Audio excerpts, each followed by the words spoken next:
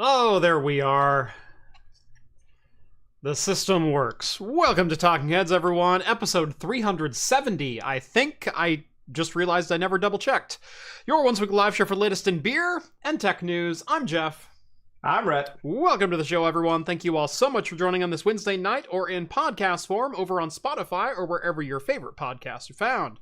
If you've never seen the show before, we talk beer, we talk tech, we talk games, pop culture, entertainment, sometimes some Star Trek. All super chats are read on the air so long as they will not permanently demonetize the channel. An even better way to help support the show is going over to craftcomputing.store, pick up some of our fantastic glassware and other merch, and start drinking like a pro.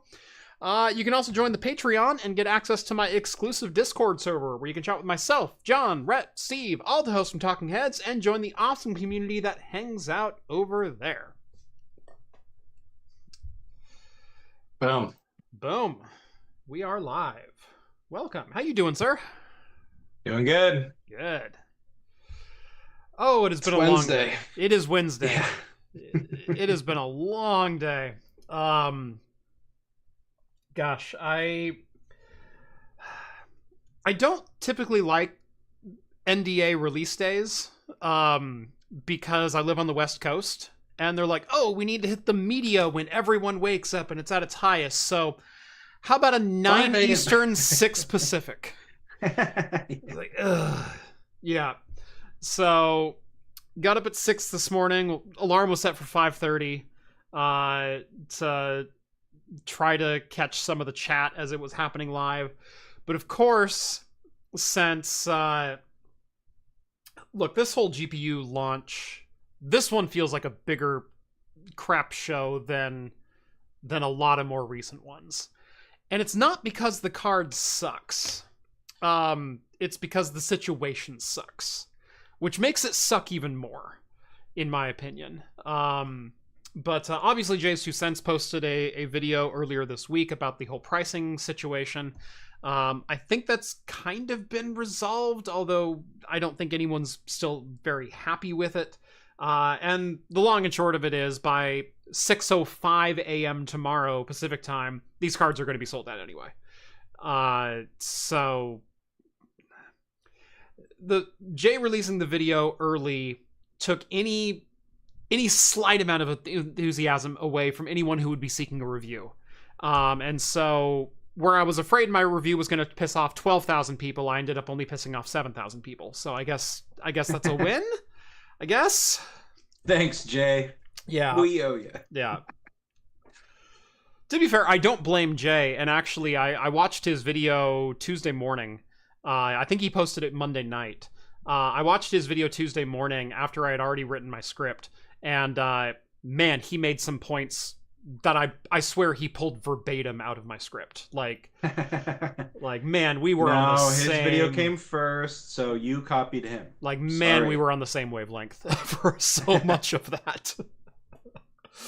And looking around at some other reviews that posted this morning, yeah, it's one thing to increase the price of graphics cards by $100 when the graphics card costs $1,000. But when you're supposed to be starting to encroach on the budget section, on the $750, on the new affordable, which I want to vomit saying $750 is affordable for a graphics card, and that card's been raised by $150 at a minimum, $225, $250, $270 at the top end, $1,009 for a 70 series card. Yeah, no one's happy about this. This situation sucks, and it's going to suck for a while. They got to make up for that enormous dip in market value that they suffered when that Chinese AI, They already have. They're already up from that. Are they? Yeah. Yeah. Just It was like a 3-day market correction was all that was. Yeah. So we'll talk more about the 5070 Ti launch in a little bit. We do have some other news to get to tonight, including one story that I didn't get to last week that I kind of wanted to touch on. That someone successfully got malware onto the Steam store. That one I didn't really expect to see, since it's been a long time since I've seen Secure ROM bundled with anything. AMD has launched officially, finally, Strix Halo. We're starting to see some early reviews churn out. I should have a device on the way. mine just hasn't arrived yet, and so as soon as I can get Strix Halo in hand, you can guarantee you'll see a review here. Man, I am looking forward to Strix Halo. That is AMD's newest, biggest, baddest APU. And man, I am looking forward to that. 40 compute units of RDNA 3.5. Can't wait. Obviously, we've got the 5070 Ti news. We've got Backblaze, just like a couple hours ago, released their annual 2024 drive report. So all of their drive failures across all of their storage data centers. Always interesting to look at. See if your drive made the list. And finally, I put this on here. We've talked about this a couple of times, but I put this on here mainly because this is one of the greatest headlines I've ever seen in my life. HP just blew $116 million of your ink cartridge money to buy one of Silicon Valley's biggest flops. I chuckled so hard when I read that. Also because HP tends to buy the Silicon Valley flops. So the dying remains of once proud companies. Yeah. $116 million, that's got to be like, what, 1,000 ink cartridges? Yeah, something like that. At least. Maybe 1,200 if you're talking like office jets. Right, yeah. It's true. Yeah. Did these bad boys got cyan or magenta? You know. That's right. Anyway, let's go ahead and get this show rolling, though. The way we like to always do. If you weren't aware, the name of the show is Talking Heads here on Craft Computing. It's kind of in the name that we drink beer. Rett, what are you drinking tonight? Well, everybody told me they were going big tonight, so I went to the store to find as big as I think I could tolerate. And I'm fresh from the island of Maui. I couldn't find any Maui brewing at my local shop, but Fort George has the electric surfboard. Oh, there you go. So double IPA. It's 9%. So we'll see how it goes. Yeah, I'm looking forward to it. Yeah, that's their tropical inspired IPA. Fort George, for those who don't know, wonderful brewery up in Astoria, Oregon, right in the shadows of the Goonies house. Always a great place to go visit, but they've got some wonderful beers up there. Ooh, that's pretty. Yeah, it smells delicious. Like as soon as I crack the can, I'm getting some citrus scents, maybe pineapple. Yeah. I always love seeing my craft computing nucleated glasses do work. Yeah, I know. And it's impressive. Like anybody who hasn't picked these up, like when Jeff showed me the etching on the bottom, I was like, pseudoscience. That's stupid. I was like, that's not real. And then you pour a beer and it goes the whole time your beer is sitting in this glass. Yep. Yeah, your head stays right about there the whole time. Just enough to keep those aromatics kind of going. And nice. It really does change the flavor profile of your beer and keeps it renewed the whole time, which is great. Yeah, I am going for a big beer as well. This one is a collaboration from Blackstack Brewing and Toppling Goliath Brewing. It is the Jurassic World Quadruple IPA, 12%. First of all, love the name. Like the can. I love the can. It's got the two T-Rexes. Like the cool. globe. Yeah. It's a super cool can, and it's like this metallic finish to it as well. Not really showing up all that well on camera, but there's like this rainbow reflection sheen coming off of it. It's really great. But yeah, a quad IPA, 12.0%. Our buds from Toppling Goliath came back to up the ante on our previous prehistoric brews, paying homage to their Dino Classics, the Pseudo Sue and thereon, and the not infrequent jokes we get about the amount of plants in our tap room. We used earth rattling quantities of our hand-selected Citra and Citra Cryo with Rawaka, Nelson Savan, a whole new universe of oil. Tread lightly. Ooh. This one sounds like it's going to be a super dank IPA. Interesting. Yeah, you don't hear many of them mention oil like that. Oh, yeah. Ooh.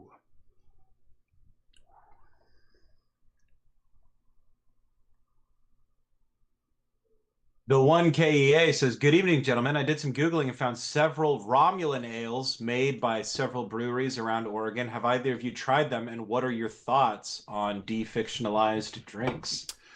Um, I haven't had any of these. I'd be what the one. Tell us what breweries they are. I mean, right. Yeah. we could judge them based on the brewery alone, That's probably. right. I haven't seen any in Oregon, but Romulan ale and fictionalized drinks are always classic names within the space. You see more in the cocktail space, with like Romulan ale and blood wine and things Yeah. like that. But sometimes you'll get a brewery popping up. As far as fictionalized drinks made real, hold on. Holding on. He's gonna grab some skooma, guys. Yeah, brought that back to Elder Scrolls pretty quickly. Um, Oh, there you go. I am a fan. Oh. So this is my 10 forward vodka, which was distilled from grain that has been to space, which is always a great selling feature. It does absolutely jack all to the flavor, but it's fun to say, yeah, they flew this to the edge of space just to make vodka with it. And they were pulling 7 Gs on that grain. And then this is from StarTrekWines.com, and it is a recreation of Cardassian Canar, which is supposed to be like this really thick red liqueur type drink. It's actually a Cabernet Sauvignon, so it's a hearty red wine. And I bought 2 bottles of this. I still have the other bottle that I did drink the first one. But I kept the bottle because I always wanted to do like batch cocktails with it. I figured this would be a phenomenal bottle for like a glass or a batch cocktail, or maybe like a whiskey infinity bottle. Because freaking look at this bottle. It looks great. It's gorgeous. And, I think I was there when you opened the other bottle. I think so. Yeah. I was trying to think of what we opened it for, but yeah. I've got a couple others as well. I do have a Klingon blood wine. I've got a couple of the Star Trek Federation Reserve wines up there. John actually has Mr. Hops and Brews has a Romulan ale from Star Trek Wines. That's a custom bottle, and it's blue. And it's supposed to be like a dyed wine. But the one KEA says brewery called McMinimans, which we're familiar with. Hopefully you're as familiar with it as I am. Oh yeah. That's an Oregon standard. Known for their very unique brew pubs all throughout Oregon. Their mission basically, if anybody isn't familiar with these guys, they find buildings, like historical buildings, and they preserve them as brew pubs. Yeah. And so they have old schools, old churches, there's a house in Salem, like an old house. It's great. It's really cool. I like them. They have a really great concert venue here in Oregon where all the bands come play through as well. So McMinimans, I'm sure if they have, I haven't ever seen a Romulan ale there. Maybe it's at one of the specific breweries, but if they ever did make it, he says it's not clear if they still do. I'm sure it was good. I've drank McMinimans on this show plenty of times. Oh yeah. Wags sends over $2. Thank you so much. I really want to thank you for Green Protagonist. Again, probably in reference to the server that Yakto, Fat Hacker, and myself put together for him on a video a couple of weeks ago. You're very welcome. That was such a fun project to be a part of. Yakto, longtime supporter here on the channel. Green, longtime supporter and friend on the Discord. We chat all the time, and man, if there's someone who's just as passionate for virtual GPU and dipshit ideas surfing eBay early in the morning as me, it's got to be Green. As far as like the amount of jank that floods my inbox on a daily basis thanks to Green it scratches the right itch. So no, I'm super glad he's enjoying it. So that's been a lot of fun. Let's see. Some other people joining in with some big beers here. It's Wednesday, my dudes, says Rev. I saw one. Hold on. Rev's cracking a 2025 Matryoshka barrel-aged stout from Fort George. I actually looked at that beer tonight because I was considering opening my Matryoshka. I've got one out on the shelf right now. So, yeah. Michael's opening a Mad Elf. If you haven't had the Mad Elf, Rhett, I need to get you a couple cans of that. Someone sent me a case of it. It is an 11% Belgian ale. And nice. The best way I can describe it is it's the sweetness of a soda and the body of like a cherry limeade. Like, it sounds weird, but you get like a little bit of like the cola nut kind of esters up on top. A little bit sour, and so it's a little bit like dark sour fruit, like cherry and whatnot. But like all those Belgians kind of sitting right in there. But it drinks like a 4% beer. But it's 11%. That sounds great. That sounds great. Yeah. That's kind of the weird thing I'm running into right now with the electric surfboard is that it's 9%, which isn't huge, right? But everybody should bear in mind that, like, I think one of the last times I was on the show, I had an NA beer. I am a huge lightweight these days, and this is like literally as light-bodied as a standard, domestic beer. Yeah. The flavor is amazing. It's like it's a double IPA, but it's not hoppy at all. That's one thing I was going to mention about Fort George is they've got a couple different like standard IPAs. Their most well-known one is called the Vortex IPA, and that is a Northwest thick, big-bodied, bring a meal and pack a lunch kind of beer. And then they've also got a lighter mix that they throw in every once in a while, and I'm pretty sure that one's based on the lighter, more citrusy side of things. Yeah, but two very different style IPAs. Yeah, they're a great brewery. Yeah, anybody who gets a chance, you're coming through Astoria. First of all, Astoria is a beautiful town. Second of all, absolutely, Fort George Brewery. They have great food. They got pretty good vegan offerings if you're off of the animal products. And then their beer just can't be beat. And there is so much beer at the brewery that you can't get in the stores. Yeah. So totally worth it. I mean, if you think the stuff that they're canning is good, then imagine the stuff that they're not. That's like my thing. Like my favorite local brewery. We talk about this all the time. CNEM. They've got some great beers that they can now, but like my favorite ones, they've never canned. So except maybe in COVID they did, but. Just to get their vats emptied out. The 1KA says McMiniman's Thompson Brewery used to make it or still does. And Thompson House, that's the house that I was talking about earlier. It's literally just an old house in Salem. I guess it's possible. Maybe they started brewing this recently. I used to live right by Thompson House, so I would go several times a week. Yeah. Literally go for lunch, sit at the bar, have a beer, have a sandwich, go for dinner, order takeout all the time. But it's been a while now. I live in a different town now, so they could be doing it. I don't know. Come the summertime, they have this great fun thing called the McMiniman's Passport. Have you ever done that? You go around and you get a stamp at all the McMinimans around the state. Right. And if you can get like all 50 of them or whatever, you get like, I don't know. Some stickers or something. I've gotten the passport before. I've never filled it out within like a timely manner.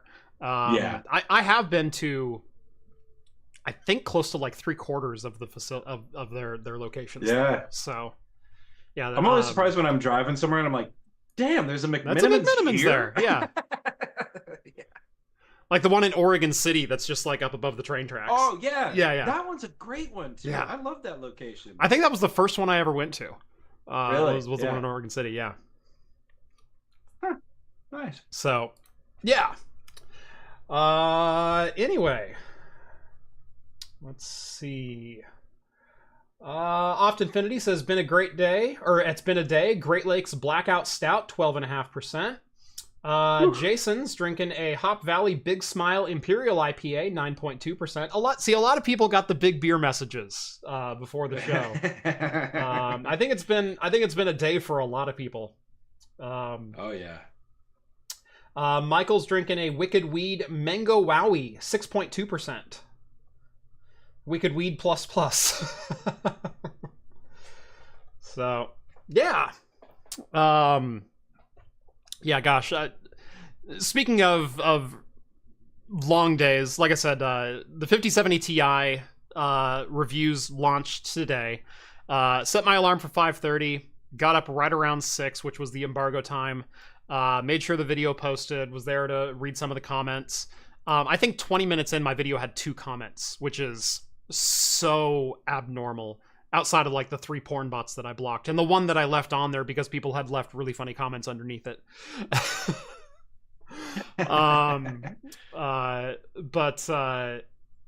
Yeah. Look, I was expecting a lukewarm response, and this one even like surpassed my expectations for tepidness. People are so tired of what this hobby has become. It's been forever since we've gotten excited about a graphics card. And whenever we get excited about a graphics card, it goes out of stock and the price raises 30%. And gosh, it's so frustrating. When is that gonna be enough to make a difference? You know, it feels like that's all the consumer market people are talking about, but like it doesn't matter. Nvidia is like the #1 valued company on the planet. Like, and it's how long has this been going on? Several years at this point, you know? Since Turing, since the 20 series, is really when a lot of this started. When Nvidia always had the Titan cards, and the Titan cards would come out for $1,000 or $1,200, and that was not abnormal. But the Titan card was supposed to be a Halo product. It was supposed to be a dick-wagging contest with AMD. And you know what? AMD would play that game too. They'd come out with a 7950 X2 and go like, look, we put 2 GPUs on the die, you know, and you said SLI was dead. And here we are, you know, slamming frames out. But like gamers used to be able to go out and spend $200 and play 1080p Ultra. And I guess you can kind of still do that, but the games that we're seeing at the $200 price point are so negligible these days. Like we're seeing 4000 series cards that come out that are literally twice as fast as 4000 series.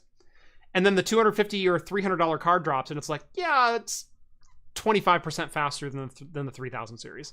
And so it's like, if you had a low-end 1080p card, it's not even worth upgrading. So where's my excitement at? You know, I guess I'll hang on to you know my 2070 for another 2 years. But Nvidia's been slowly climbing up that ladder and pulling the bottom rung off and putting it one rung higher as they go up it. And so when they launch 60 cards, I fully expect a $399 60 card to launch this year. $399. That's what the price point's going to be. It's not going to be no $299 or $349. It's going to be $399 for the 60 series card. Yeah. And this isn't even a great architecture to launch it on. Like there's no incentive over the 4000 series, really. If you have a 4000 series card, there's zero incentive to move to a 5000 series card. At least with Ampere, at least tier for tier, you doubled or went up 80% across the board. Like if you had a 3070 and bought a 4070, or better yet, a 4070 Super, oh, that's a good upgrade, my friend. And if you waited 3 years in between, that's a really, really great upgrade. 4070 Super to a 5070? Meh. 15%. Oh, and it's $1,000 now. You're welcome. It's just so frustrating. It's so frustrating. I'm actually doing a video. I'm revisiting a subject that I haven't, that I first did when I first started my channel. I started my channel in July of 2017. I think the last week of August, I posted this video, and it was, what is the average gaming PC on Steam? And I spent like 2 weeks poring over Steam hardware survey results and tabulating performance metrics based on publicly available data of GPUs, and then actually went through the actual numbers of who has what level of performance and what card match, what one GPU and one CPU matches the level of performance I would expect for the average. Right. And 7 years ago, it was a 4-core. It was basically a Sandy Bridge or Ivy Bridge i5. So a 4-core, 4-threaded CPU, mid 3 gigahertz, with a GTX 760 and 2 gigabytes of VRAM. That was the average in late 2017. The average is significantly higher. It's actually higher up the chain, I think, than we might expect this time around based on performance numbers that I'm seeing. But I'm doing that same kind of number crunching, and I'm going to come up with multiple graphics cards that are in the meat of that, and I'm going to test them against each other. Not necessarily to see which one is better, but to flip the script and say, what can you do with this level of hardware? What is the performance level of this hardware? What games can you play? Are there any games that are off the table? Do you need to upgrade? I don't want to use this as a, your hardware sucks and look how terrible it is at ultra settings. I want to take this as a celebration of what the average gamer has and go, so you're playing at 1440 medium. You're still getting 130 FPS, you know, and you know, you tweak this one setting and your lows are pretty reasonable as well. And does it really impact visual quality all that much? Like, I want to compare it to a high-end graphics card in like some of the more popular games and compare visual quality and go, are you really missing anything? You know, that, and that's the weird thing about and that's a whole can of worms. We talk about this all the time. It's like, man, I've been playing games my whole life. All of my friends play games. You know, we are like the target demographic in many, many ways. I never play on maxed out settings. You know, it's like, and the types of games I want, sometimes maxed out settings are like a detriment, you know? What are you saying you never play maxed out? I gave you a 6900 XT. I play maxed out now. What are you doing with that hardware? I mean, Kingdom Come 2 looks beautiful. Oh, it's so good. Oh, damn, what a fun game. But then there's a lot of games where it also just doesn't matter, like maxing out, you know, like Baldur's Gate 3. Right, you know what I mean? It's like it looks great, but it's not necessary. Yeah. Part of the reason I want to re-explore this is I want to re-explore. There's a couple of things that are happening in the gaming space right now that are kind of exemplified by how upset gamers are at the launch of the 5000 series cards, and especially with the pricing of the 5000 series cards. Is what are we actually playing games for? And I've taken issue with benchmarks in general before, but I want to be a little bit more poignant about it in my criticism, because again, while knowing how hard or how fast a GPU and a CPU is very important. Especially when making hardware decisions. If you go, you know what, I want to buy a PC and I want to be able to play a game at this setting, at this frame rate, what hardware do I need to achieve that? There is something to be said for knowing the performance levels and meeting your expectations with your budget. It's also a great way to keep companies, you know, accountable for the claims that they make and what is possible with certain pieces of hardware. But when it comes down to it, why do we play games? Is it so we can drag race them? Is it so we can watch frame counts go burr in the top left corner? Is this so we can boast to our friends that, well, my 5080 only hits 72 degrees Celsius and yours is overheating at 75? And if all we reduce reviews down to is the base analytics of frames go burr, when there's so much more we could be talking about, which, yes, it's subjective. Hey, the visual quality on this game is pretty superb when you can crank up the visual quality. Ooh, I don't like what DLSS does in this particular game. Frame gen works great on Cyberpunk, maybe not so great on this other title. Like, let's get into the meat and let's talk about the things that actually matter. Because there's so much more that matters than just the frame counter. Yeah. I mean, dude, the frames I'm getting on Stardew Valley, just unparalleled. Unparalleled. I've said this before. It's not true anymore, but up until 3 weeks ago, the computer that I played the most games on, if you go back in time and you look at Rett and I built a desk upstairs in my living room. We built a dueling gaming station for me and my wife upstairs, and the kids to play on as well. I put 2 little ITX PCs over there. My wife's PC is a Ryzen 2600 and a 1070 Ti. She games at 1080p. The majority of the time, she's playing games like Stardew Valley or Harry Potter Lego, the years 1 through 4 and then 5 through 7. She loves that game. She does a lot of the Lego games. She did get into Pal World, and right now we're doing a Baldur's Gate playthrough. Heck yeah. My PC was a Ryzen 3600, so Zen 2, 6-core, 12-thread, 16 gigs of RAM, and an RTX 3050. And I play at 1440p up there. And you know what? Sometimes I turn it on to medium settings. And I got 90 FPS. And I would play Doom Eternal. And I would play Cyberpunk. And I would play some pretty heavy games up there. The first Kingdom Come, I played on that PC with an RTX 3050. Yeah, downstairs I've got a Threadripper 7980X, and it was running a 4080 Super. Before that, it was a 13900K and an RTX 3090. Over here on my streaming PC, I've got a 7900 X3D and a 4070 Super. Like, I've got the hardware. But I don't play games downstairs. Hardly ever.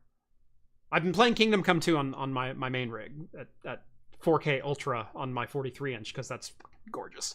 But the majority of my playtime has been done on an RTX 3050. Because I wanted a low-power PC up there that I didn't have to listen to. I wanted a PC that drew 140 watts at max tilt and got decent frame rates and decent visuals. That's it. Yeah. I did just upgrade both of our PCs. I did upgrade the processors, but I realized I had 2 RTX 4060s sitting out on my shelf. I had the Gigabyte or MSI small form factor, and then I had another 4060 that I got for review. And I went, you know what? I might as well swap those out. They're still pretty low power, and they're well over twice as fast as the cards we've been using. And we wanted to play Baldur's Gate, and I wanted to turn up the details. So my rig right now is one of the most hated GPUs on the planet, with an RTX 4060 and a Ryzen 3600 Zen 2. And my wife's still on a Zen Plus 6-core with another RTX 4060. Are we focusing on what really matters when it comes to this hobby?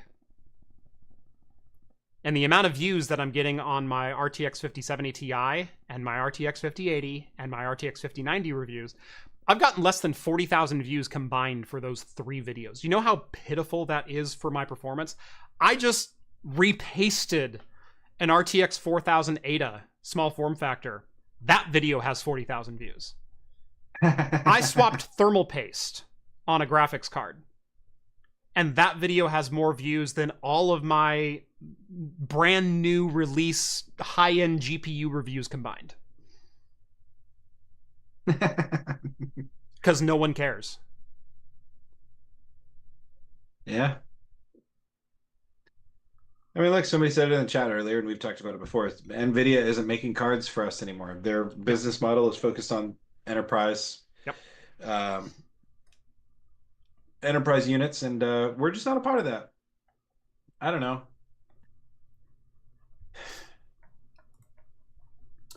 Someone said, look at the Steam hardware survey. The most popular cards are 50, 60, 70 series cards. 4090 has less than 1%. Here, I'll pull it up right now because I can sort by percentile. 4090 has 0.96%, so almost 1%. But if you also correlate that with the 3090, which has another 0.5%, and the 3080 Ti, which was a $1,200 card, and the 4080, which was a $1,200 card, and the 4080 Super, which was a $1,000 card, you've got almost 4.5% of the overall gaming market. Mind you, the number one GPU on this list is the RTX 3060? 4060 has 4.5%. So as many people are running an 80 or 90 series card from the last two generations as are running a 4060. So while you're kind of correct, you're also not as correct as you think you are. High-end gaming still moves units. RTX 4070, 2.81%. 4070 Super, 1.93%.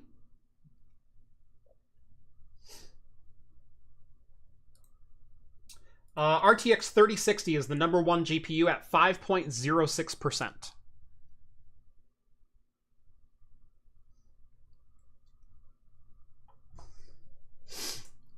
So yeah.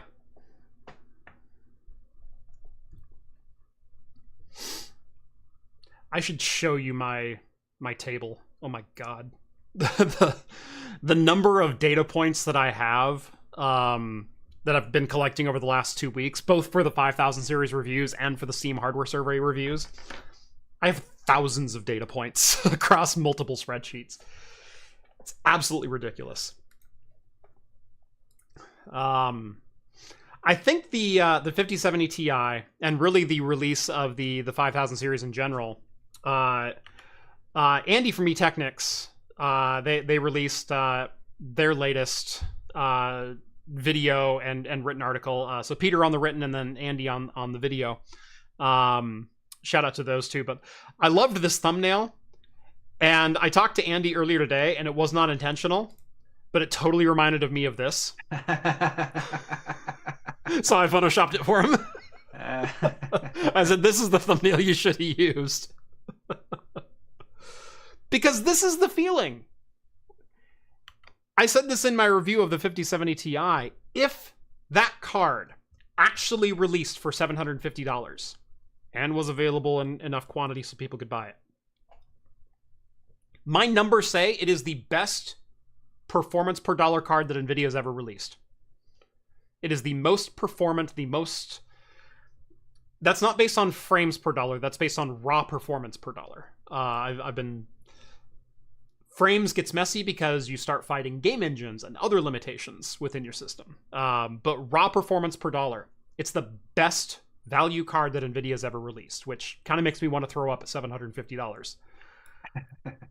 But at $900, that whole value proposition goes completely out the window. And at $1,000, you're competing with the 5080, which is 16% better, 14% better than the 5070 Ti. It doesn't make any sense.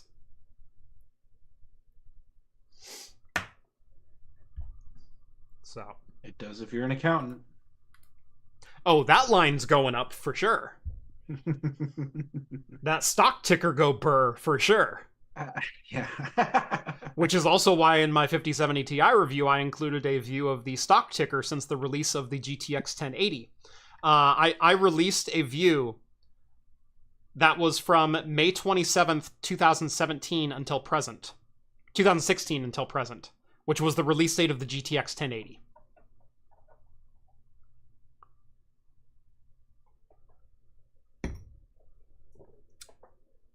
Nvidia's worth slightly more today.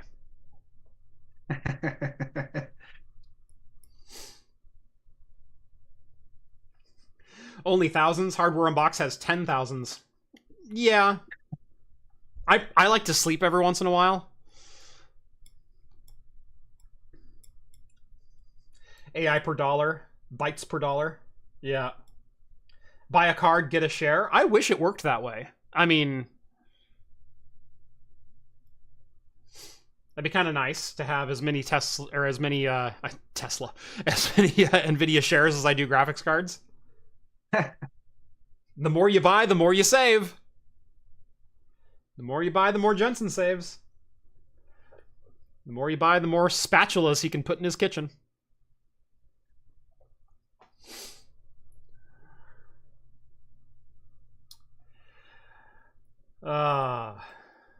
And yeah, speaking of my 4000 Ada, gonna replace it with Strix Halo.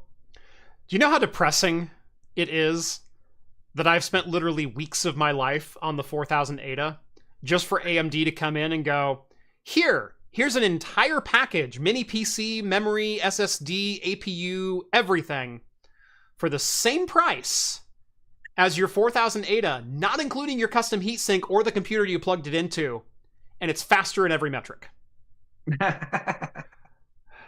Oh, and it draws less power.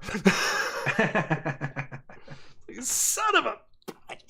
Yeah. I was talking to Cheese, Chips and Cheese, George, about Strix Halo, because we were trying to give our estimates about where we expected power to come in, like actual performance numbers to come in.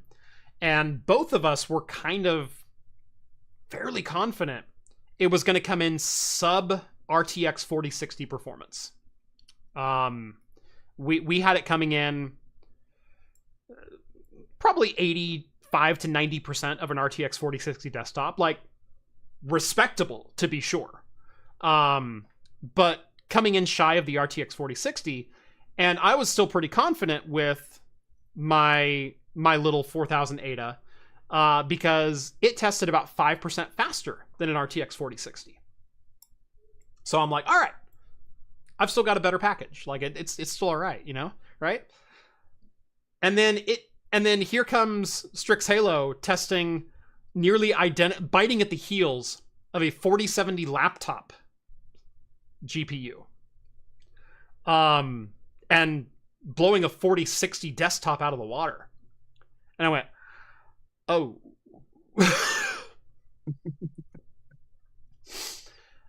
Yes, I cannot wait until my Strix Halo comes in. Because now I feel sad.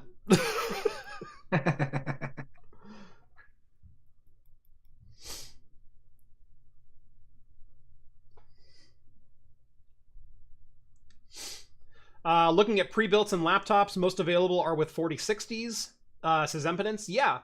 Unless you spend $2,500 or more, you're going to be looking at a 4060 or a 4060 Ti. However, that being said, there's some desktops out there at like $1,200 with 4060 Ti's in them. Those are solid buys. Those are really, really solid buys for the most part. You know, look at Costco. Costco carries in their store, you can go buy MSI and iBuyPower rigs that are often configured with 4060 Ti GPUs for sometimes about $1,000. Look at NZXT Build. Put together an NZXT Build system, or just take one of their pre-builts. I think they're in a similar range of that $999 to maybe $1,199 range. 4060 Ti. Look, reviewers love to hate it because we test everything at 4K Ultra and then go, look at this. It's coming in at, 72 frames per second. How pathetic is that? Put that thing at 1440p and your frames will still go burr. And make no mistake about it, like $1,000 can still buy you a dynamite desktop today. It may not buy you performance per dollar what it used to, but a 4060 Ti is still well and above anything in the console realm. Well and above anything the PlayStation 5 Pro's got. And Yeah, $1,000 is still expensive. I hate that's where gaming is at now, but my parents also spent $299 in 1991 on a Super Nintendo. $299 was $800. Yeah. So that's why I didn't get a Super Nintendo until way later. Yeah. Used. I remember the day it came home. I do. Heck yeah. Yep. That's a good memory, though. You know? It's a really good memory. I remember playing Super Mario World for the first time. I remember that day vividly. What an amazing game. Yeah. Trying to get my kiddo to play it. Yeah. And he's like, I don't know, man. Mario Odyssey is where it's at.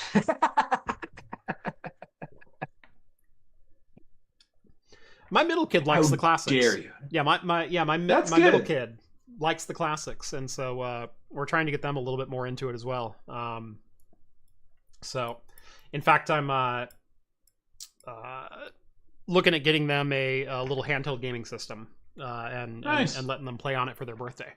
Yeah, their birthday's coming up in June. Because I got my oldest. I gave my oldest one of my Ioneo Steam Deck handhelds for Christmas. Nice. And she has been rocking and rolling on that one. Playing cat lateral damage, and we got so I also installed Bazite, and so she's got SteamOS loaded up on it essentially.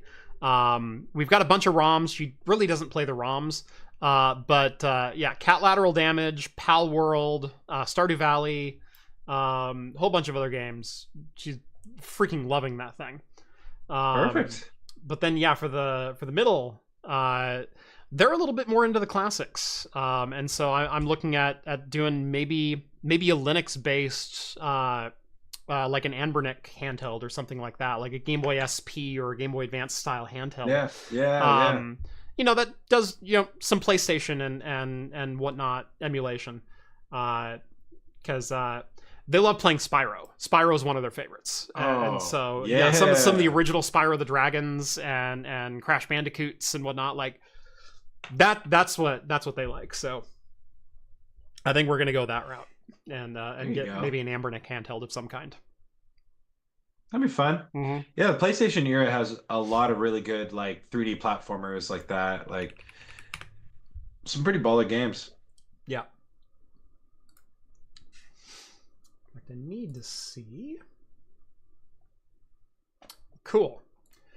And speaking of handhelds, I just realized a package that I was waiting for from AliExpress hadn't been delivered yet. So I just looked up shipping, and it was delivered today. So awesome. Woohoo! May or may not be a handheld. But yeah, 5000 series. I think this sums it up. Are we disappointed with 5000 series as far as performance? I'm not. I'm not disappointed with the performance. I don't mind some of the innovations going more towards the AI and upscaling side of things, because that still makes frame go up, right? That still makes line graph go up. And anything that they can do to continue to improve visual quality, which is the whole point of graphics in the first place, I like. Did we get as much raw raster performance as we did in previous generations? No. But at the same time, the 5090 is still a 30% increase over the 4090. The 5080s, 12-ish%, maybe closer to 8% faster than the 4080 Super, definitely faster than the 4080 by about that 12% mark. The 5070 Ti, I think it came in right about where I thought. It's almost 25% faster than the 4070 Ti when it launched. 25%. That's no small thing. And if it launched at MSRP, I think we'd be celebrating it. Mm-hmm. So, goes back to what I said during the review. There are no bad cards, only bad pricing. And right now, pricing is just really bad. Yeah. And with the potential to only continue to get worse. So. Yeah. Yep. Anyway, we've been talking about that for long enough. Let's jump into Well, we just mentioned Steam. Let's jump into a Steam-related title. Hackers planted a Steam game with malware to steal gamers' passwords and other credentials. Perfect. Yeah. As if you don't have enough to worry about. Yeah, now I can't even download from Steam? I mean, it's funny, like, the Google Play Store has been, you know, a playground for this type of crap for a long, long, long time. Mm-hmm. I'm surprised it's taken it this long for Steam to be subject to headlines like this. Right, to have a hit. Yeah, because look, downloading a flashlight app that also needs access to all of your contacts and phone call information and web history and GPS coordinates and whatnot, it's not using that to turn on the flashlight. Like, we have detected that it is daytime where you are. You do not need a flashlight. Yes. You know, some things just don't need to be smart. I don't know. Let me push the button, all right?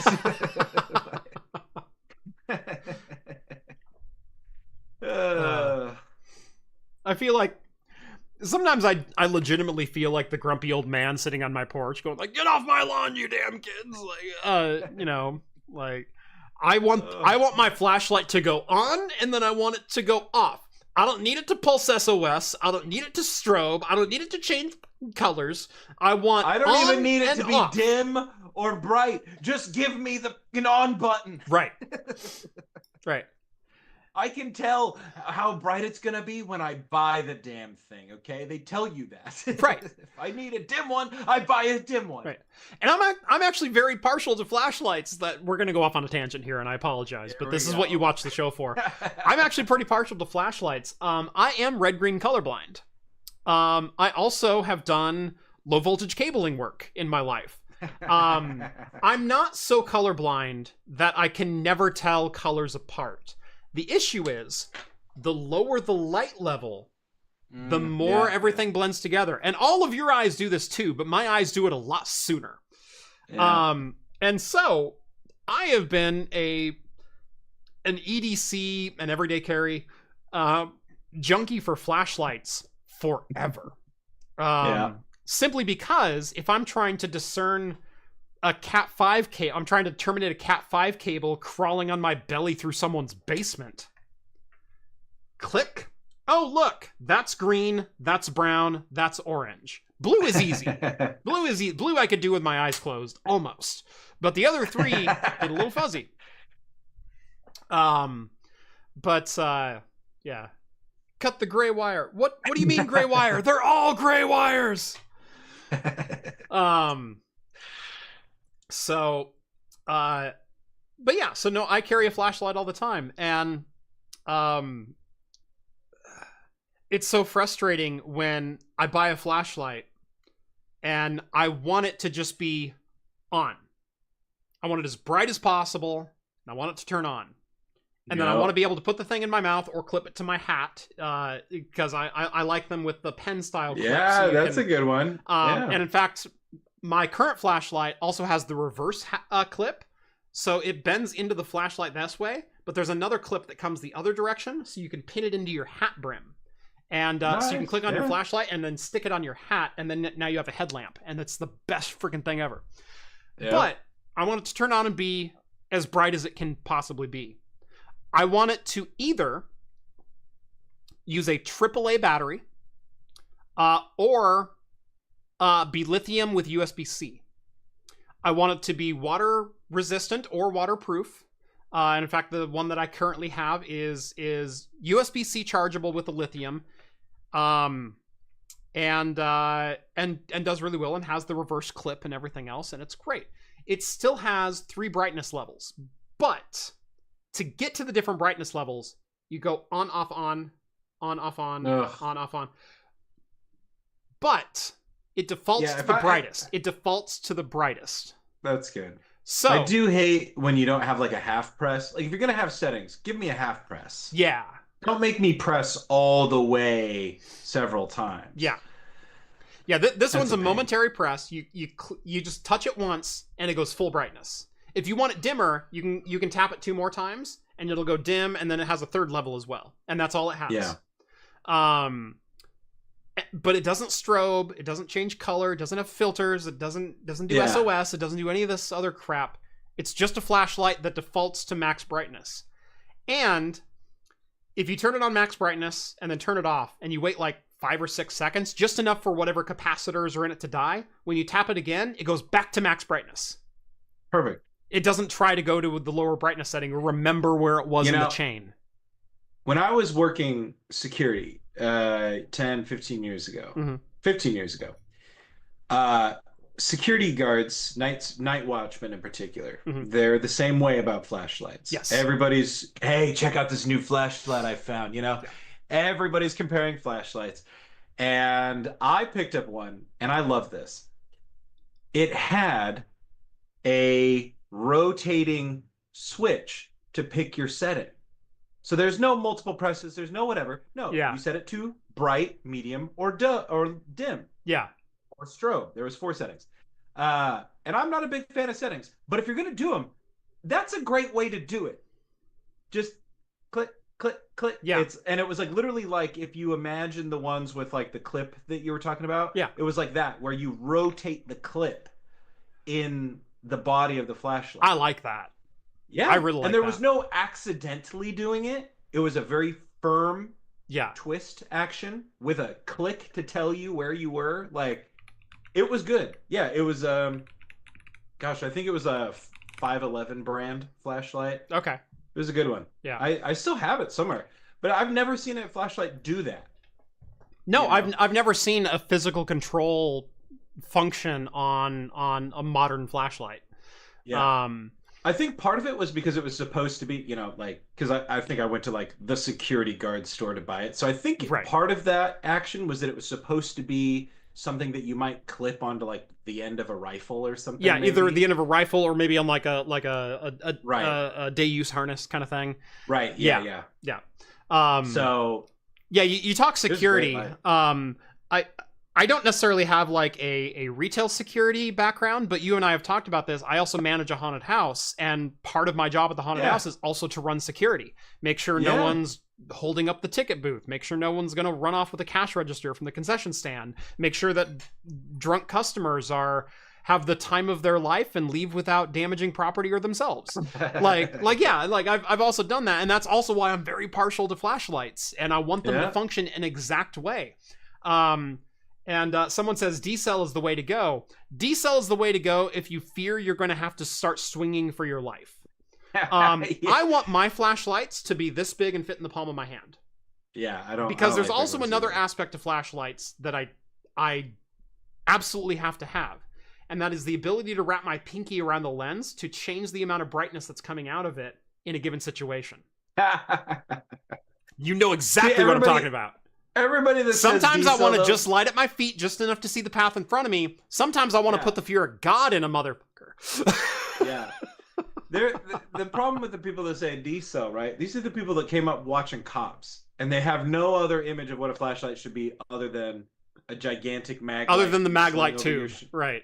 Yeah, exactly. Yeah. And I've never understood that. Like, give me a lithium LED this big. Right, yeah. Exactly. Any day.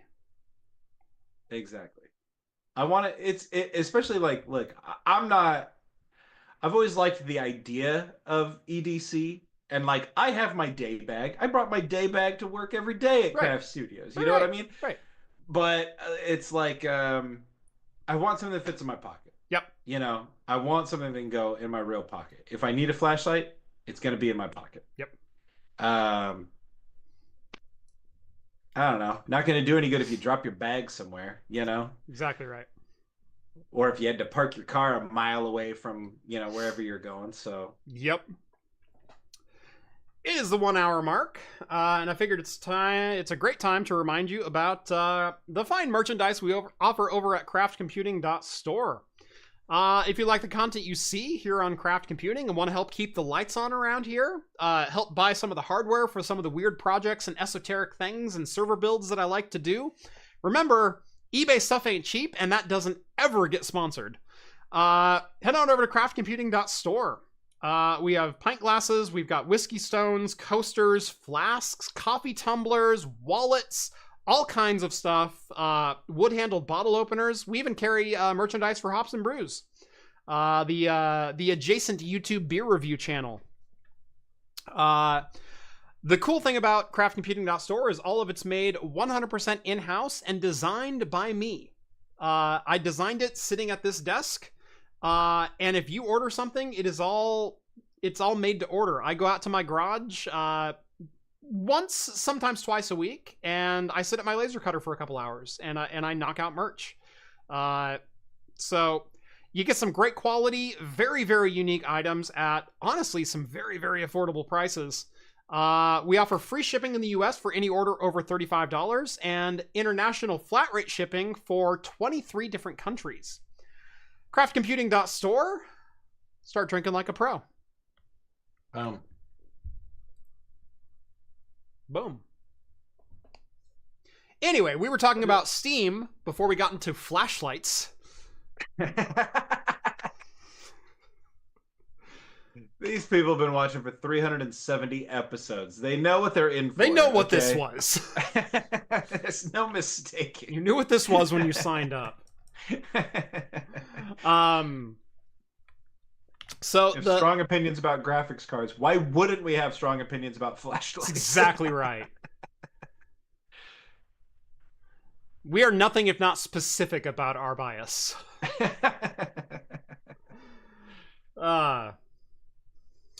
New flask in case of GPU release. Oh god. Going back to my earlier comments about today being a very long day, I don't think I ever finished that. We'll get into the Steam thing, I promise. The embargo release was 6 a.m. my time. My son woke up at 3:30 this morning. My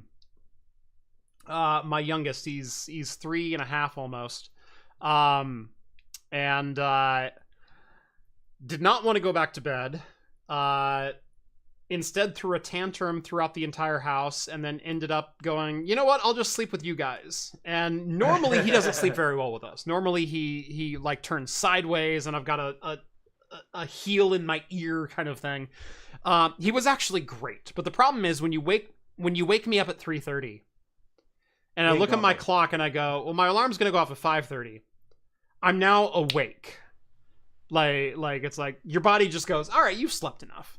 And so I've been up since about 3:30. My alarm went off at 5:30. I kind of slowly rolled over, browsed my phone for a little while, checked the YouTube page, went like, okay, I didn't accidentally break embargo this time. That's great. Waited for it to go live, dozed off for like 10 minutes, woke back up at like 6:15, and went, all right, let's go downstairs. Let's answer some comments. Oh, look, there's 2 comments. Not only did that start my day, but then I had an hour-long business meeting for OpenViro, my other company, my soon to be released temperature rack mount sensors. Stay tuned for that. I would say within the next 14 days we will have news on that. But had a very important and very fruitful business meeting with a particular party about that. That was 9 a.m. I had another one at 10 o'clock with someone else. No, 10:30, something like that. Because I also talked to my developer for like 20 minutes afterwards, and we went over a bunch of if this, then that, if this, but that scenarios. And then I had a 3:30 to 5 o'clock with another company for a product that's releasing next week. It was our press briefing for all the ins and outs of like 3 or 4 or 5 different products that are coming out. Oh god. And then you get off at 5 o'clock, and then it's like, oh, and my show's at 6 o'clock. Oh boy. Yeah, it's been a day. Yep. Hackers planted a Steam game with malware to steal games' passwords. Okay, now we're into it. So Steam has not been immune to let's just say AI issues. shovelware content. Oh yeah. In recent months. They've done a really good job keeping it suppressed, though. Like, the problem with that, though, is you also get legitimate indie studios that are trying to release games, and they don't get the traction that they used to get by releasing a game on Steam, because you get 7 downloads in a week and no one cares. Whereas before, it was like, oh, someone downloaded the game. Let's see if these 20 other people who played similar games in their libraries might enjoy it. Let's recommend it to them on their homepage, that kind of thing. It's harder to do that now with shovelware content. And this has been a problem that Google Play Store and Apple Store have fought with for years. Who do you recommend? How do you recommend it? How do you separate the wheat from the chaff? But there's another aspect of things that the app stores, the mobile app stores, have been fighting for years, and that's keeping malware off their platforms. And Steam thus far has really never been caught in the crossfire. And so when it happens, it makes the news. And so this is on TechCrunch, and actually I found an original article somewhere else. I don't remember the original one that I saw. But this one should have been more obvious, if I'm being honest. This one should have been much more obvious. And the reason I wanted to talk about this one is I'm actually thoroughly disappointed in Valve/Steam and their vetting process, because there usually is at least some level of vetting or functionality required. However, in this case, Pirate Fi released a game coming soon on SOL. I don't know what SOL is, but now fully released and available on Steam. Pirate Fi, a pirate RPG survival game. It was built using an existing game template called Easy Survival RPG, which you can download here.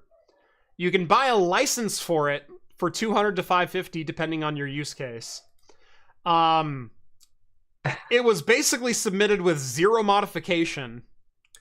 But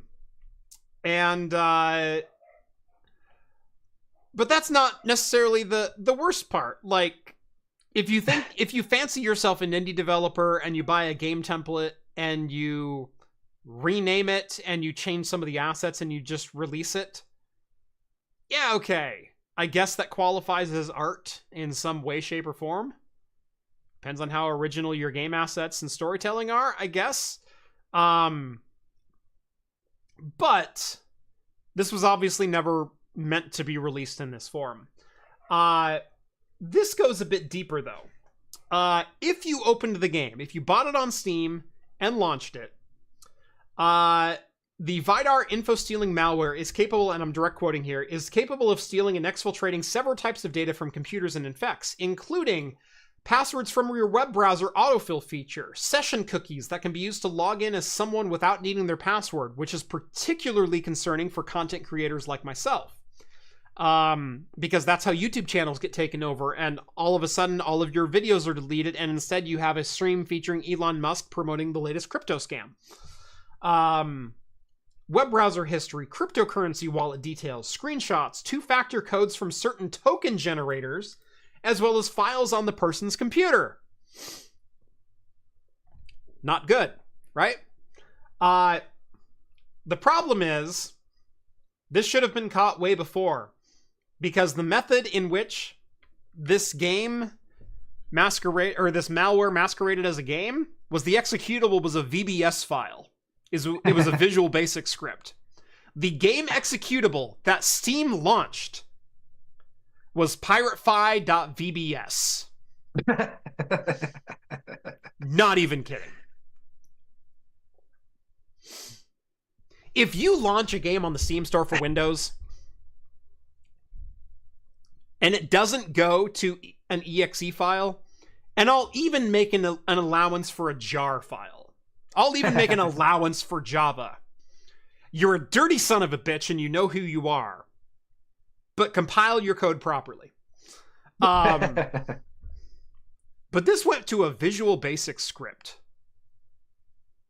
that took over your computer, never even launched a game, just took over your computer and stole your cookies. Come on. Yeah, I mean, look, the real problem here, Jeff, you're not even hitting on this. There's not enough pirate RPGs out there. Because if there was, nobody would be playing Pirate Fi. You are correct. We need a better pirate RPG. I downloaded one not long ago. What was that called? I was actually playing it. Sea of Thieves? No, it wasn't Sea of Thieves. Sid Meier's Pirates. Wasn't Sid Meier's Pirates either. Hold on. Purchase history. Let me find it. Windward. No, that's not No. Pirate One, is it? Let's see it, Jeff. Come on. I'm looking. It's going to be like Dirty Pirate Lasses XXX 420, and then he's not going to tell us about it. No, there's Sea of Thieves. I know I had that. Where's the... It's a really stupid game. But it's fun. We need more modern ones. Yeah, somebody says Assassin's Creed Black Flag is a solid one, and I have never played that one, but I have never heard anyone talk badly about it. And it has sea shanties, which I'm a big fan of. Right. Hold on. It's installed on my upstairs computer, so I'm just gonna parsec into that real quick. He has to know. I have to know. I just saw the icon. Where did it go? Says, "Oh my God, marry me, and we can play Sid Meier's Pirates all day long." And there you go. Okay. Yeah, why not? I told you it was a stupid name. King of Seas. I'm sorry, but are you sure that's not malware? I'm positive it's not malware. It is a stupid, simple mechanic, and a stupid, simple story.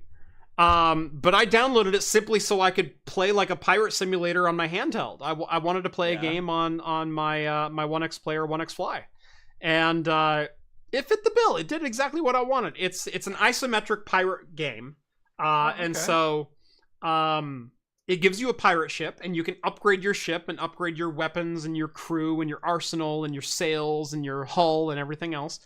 And you're a princess or a nobility, a lady of nobility, who your father, the governor or something, was murdered while you were out on your first mission, and now you're in exile because the coup that took over your country is trying to hunt you down.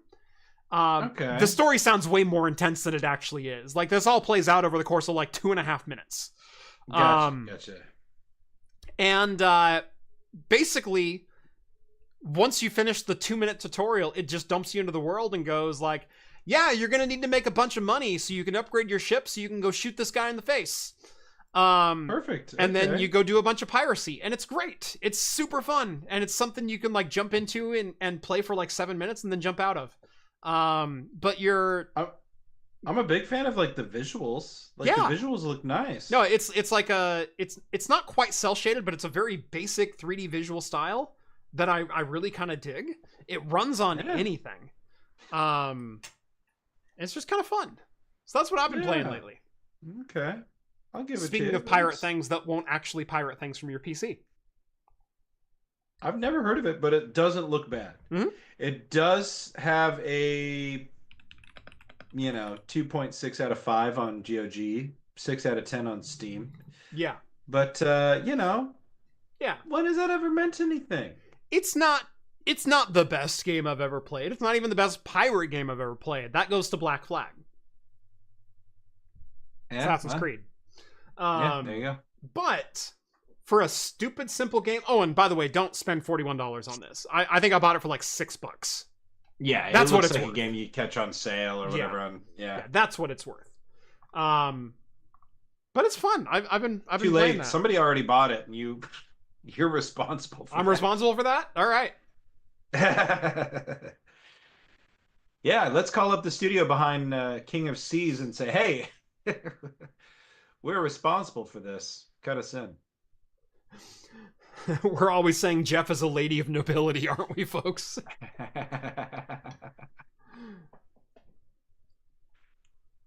Zach says, "Oh my God, marry me. We can play Sid Meier's Pirates all day long." Yes. You just said that though. You just read that one. I did. It just clicked Pirates, that. Yeah. Pirates is legitimately one of the GOATs of all time. Such a great game. Yeah. I had money to buy new shoes for school, and I bought Pirates instead. And one of those games that you get 100 hours out of. Yep. The gameplay loop is like perfect, so satisfying. Yeah, money well spent. And I didn't have new shoes that year. Worth it.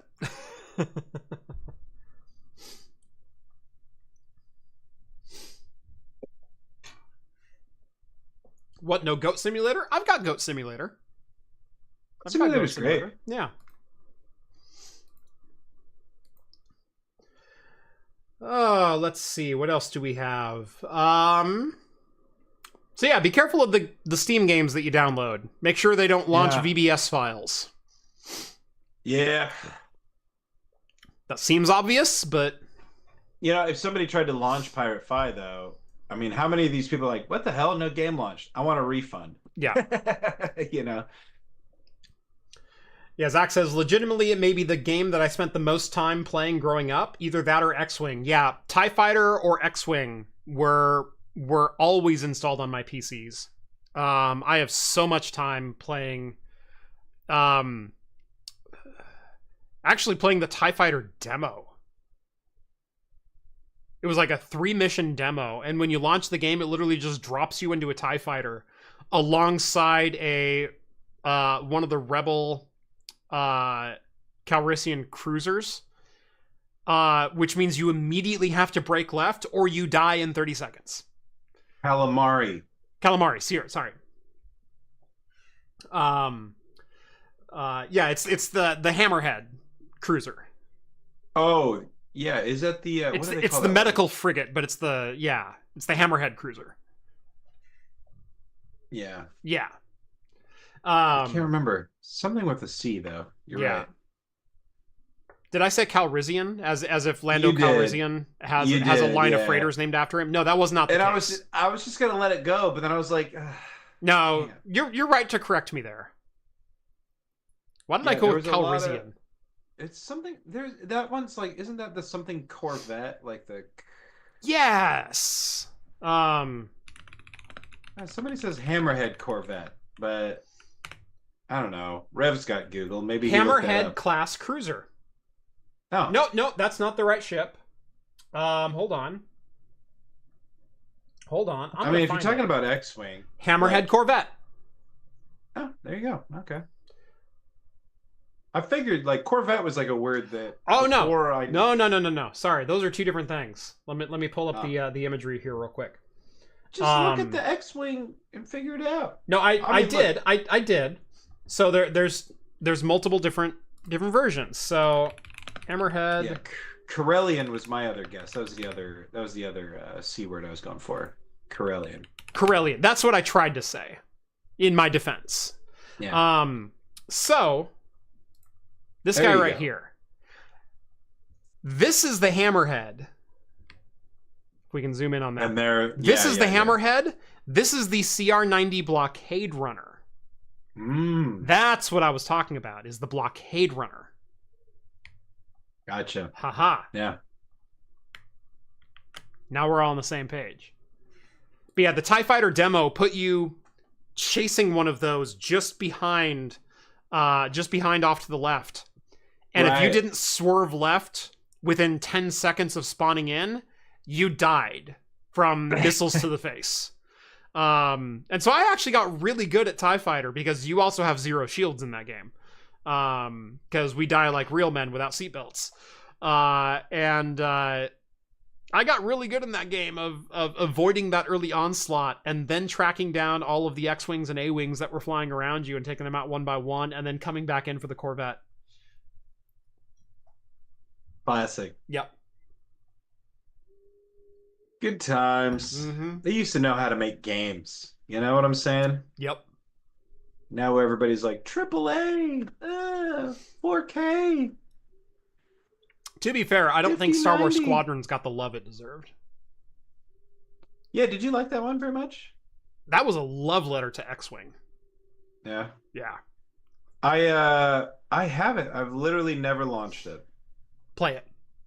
I should. I really Yeah. haven't played any Star Wars games since the Disney purchase. Ooh. And some of them look good, you know, like I have like Jedi Fallen Order or whatever. That game looked okay.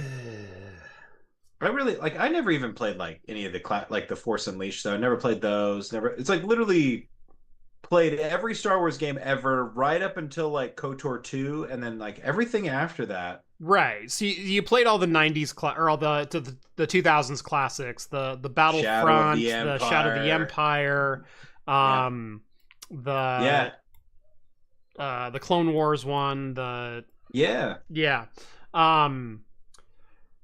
Jedi Power Battles was like one of my favorites. That one was Power Battles was hella fun. Good. Yeah. Frustrating but fun. And then what was it? What was that fighting one, dude? That was a good one. Masters. Oh, Masters of Terras Kai. Yeah, love that game. That was a good game. Yeah, Mara Jade was in that one. Yes, for some reason, which sticks out because... Dark Luke Skywalker. Yes. They're getting in the weeds in the expanded universe stuff in this one. Yep. Yeah, that was a good game. That was fun. Yeah. Yeah. Yeah, and then after a certain point, it was just like I don't know.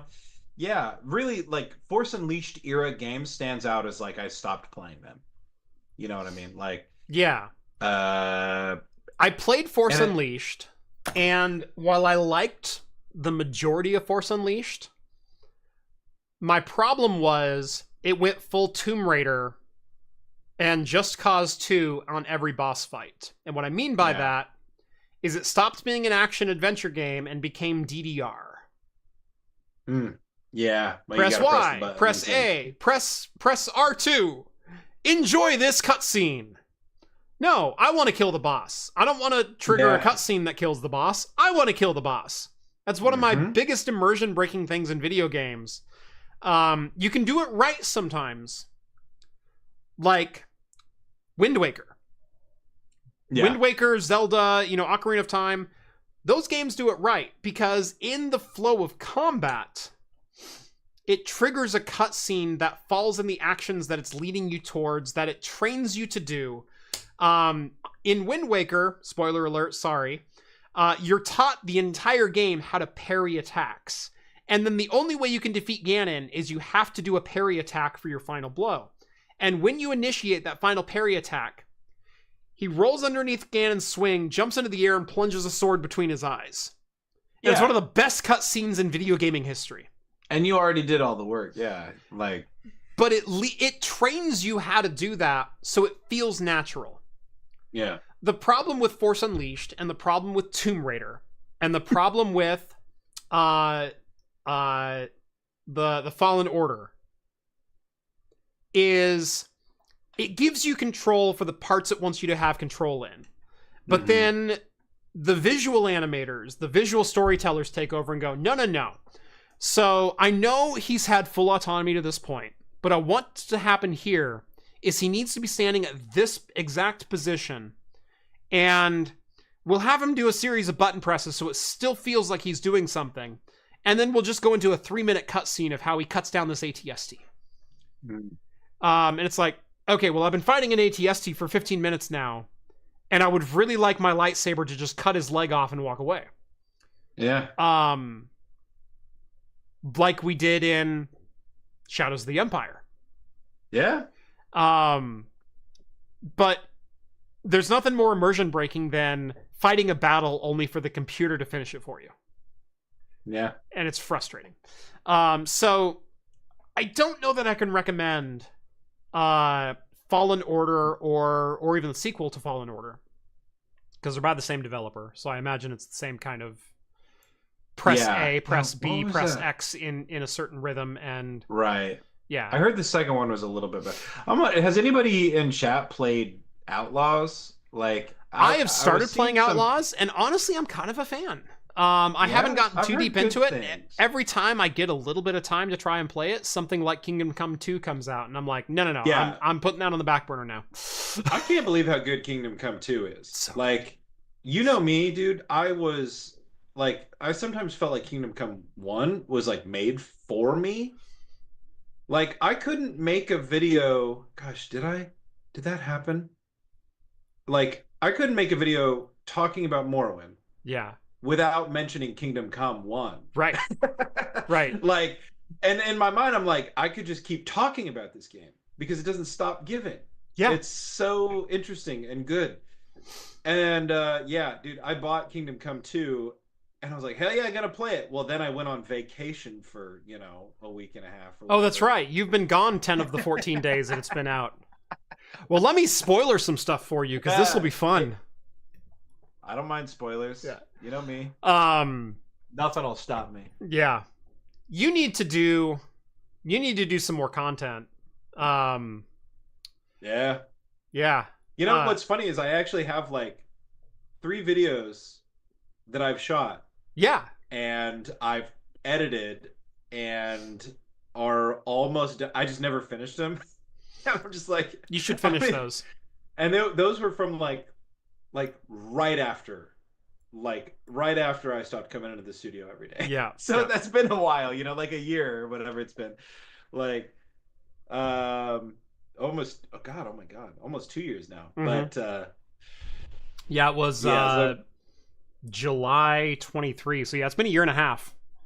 yeah. Yeah. So I had all this juice after stuff coming into Craft Studios every day. And I was making videos. Yeah. Filmed them, had a blast, edited them and everything, but it's just like gotta do some more like, B-roll and stuff like that. And Yeah. I just never finished it up. You should finish them up because I really want you to write a Kingdom Come retrospective on the first one. Yeah. Yeah. I should. That would be fun. That'd be really fun. Yeah. Because yeah, I was kind of a late adopter to Kingdom Come 1, and but it happened because it dropped on a GOG sale, and I went, "What is this game? It's using the CryEngine. That looks fun." Like any game that uses the CryEngine, immediate +5 in my book. Because I love the physics engine in the CryEngine, and so anything with a CryEngine, I will take a look at. And I'm like, this looks great. It's physics-based combat. That sounds incredible. Yeah. I have Kickstartered and spent more money on Kickstarter on games with physics-based combat than I care to recall. There was one called Suri Jurinis or something like that, and it eventually got released as a mostly finished game on Steam. Examina or some weird title like that. Hold on. Doesn't sound familiar to me. Yeah, hold on. I'll look it up. I have to go to my. I don't have Steam installed on my work computer here, so I got to look it up downstairs. While you're looking it up, Green says that KOTOR and KOTOR 2 sets the bar for him, and I agree. Like KOTOR 2, like look, I loved KOTOR 1. KOTOR 2 was so formative to me and my tastes and things like. And I know it's the one that gets a little less love just because of the way that Obsidian tells stories. Yeah. But that's the exact reason why I love it. Like what they did in KOTOR 2, they then came in and did with like New Vegas, for example, Yeah. Oh, I love KOTOR. I love both of those games. I love all the late 90s, early 2000s Star Wars titles. Man, the reason I'm good at first-person shooters is not Halo or Call of Duty or even Quake. It's freaking Jedi Knight 2 or Jedi Knight, Dark Forces 2, Jedi Knight. Yeah. It's playing a 16-player first-person shooter on dial-up. With a total conversion mod to give you like an AK-47 and grenades and a rocket launcher. Yeah, for sure. In fact, this is a tangent on a tangent.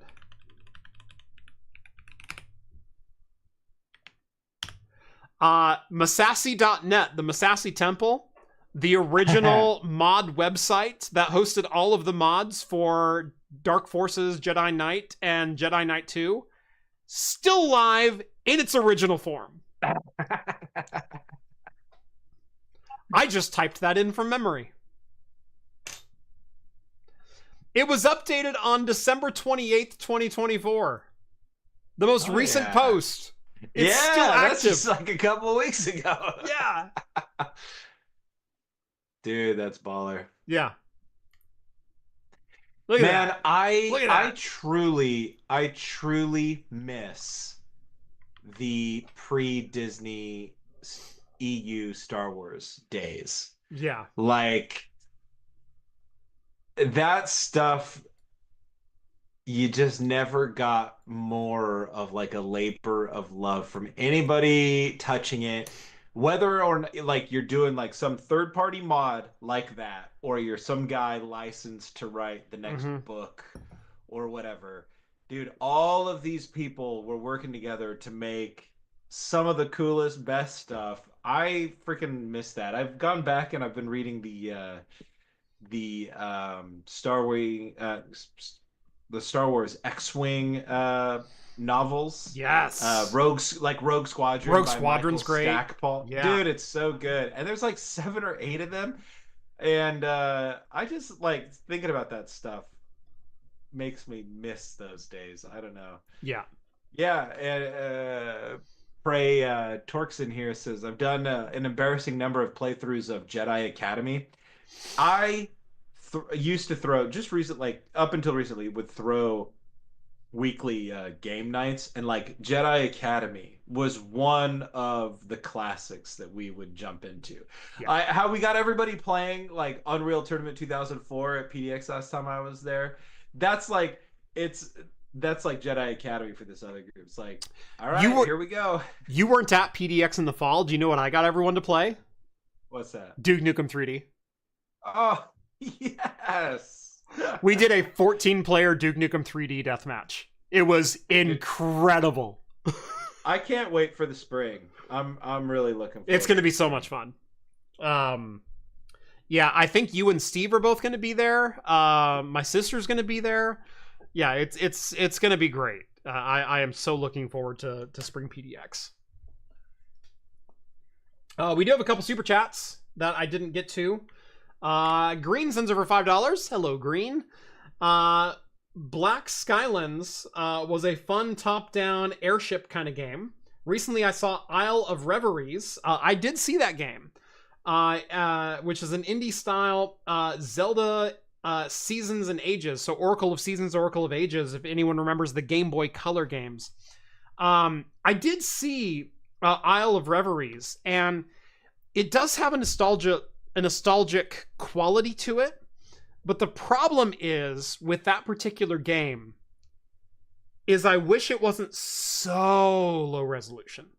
Like they went full Game Boy Color 128 by 92 resolution for the pixel size.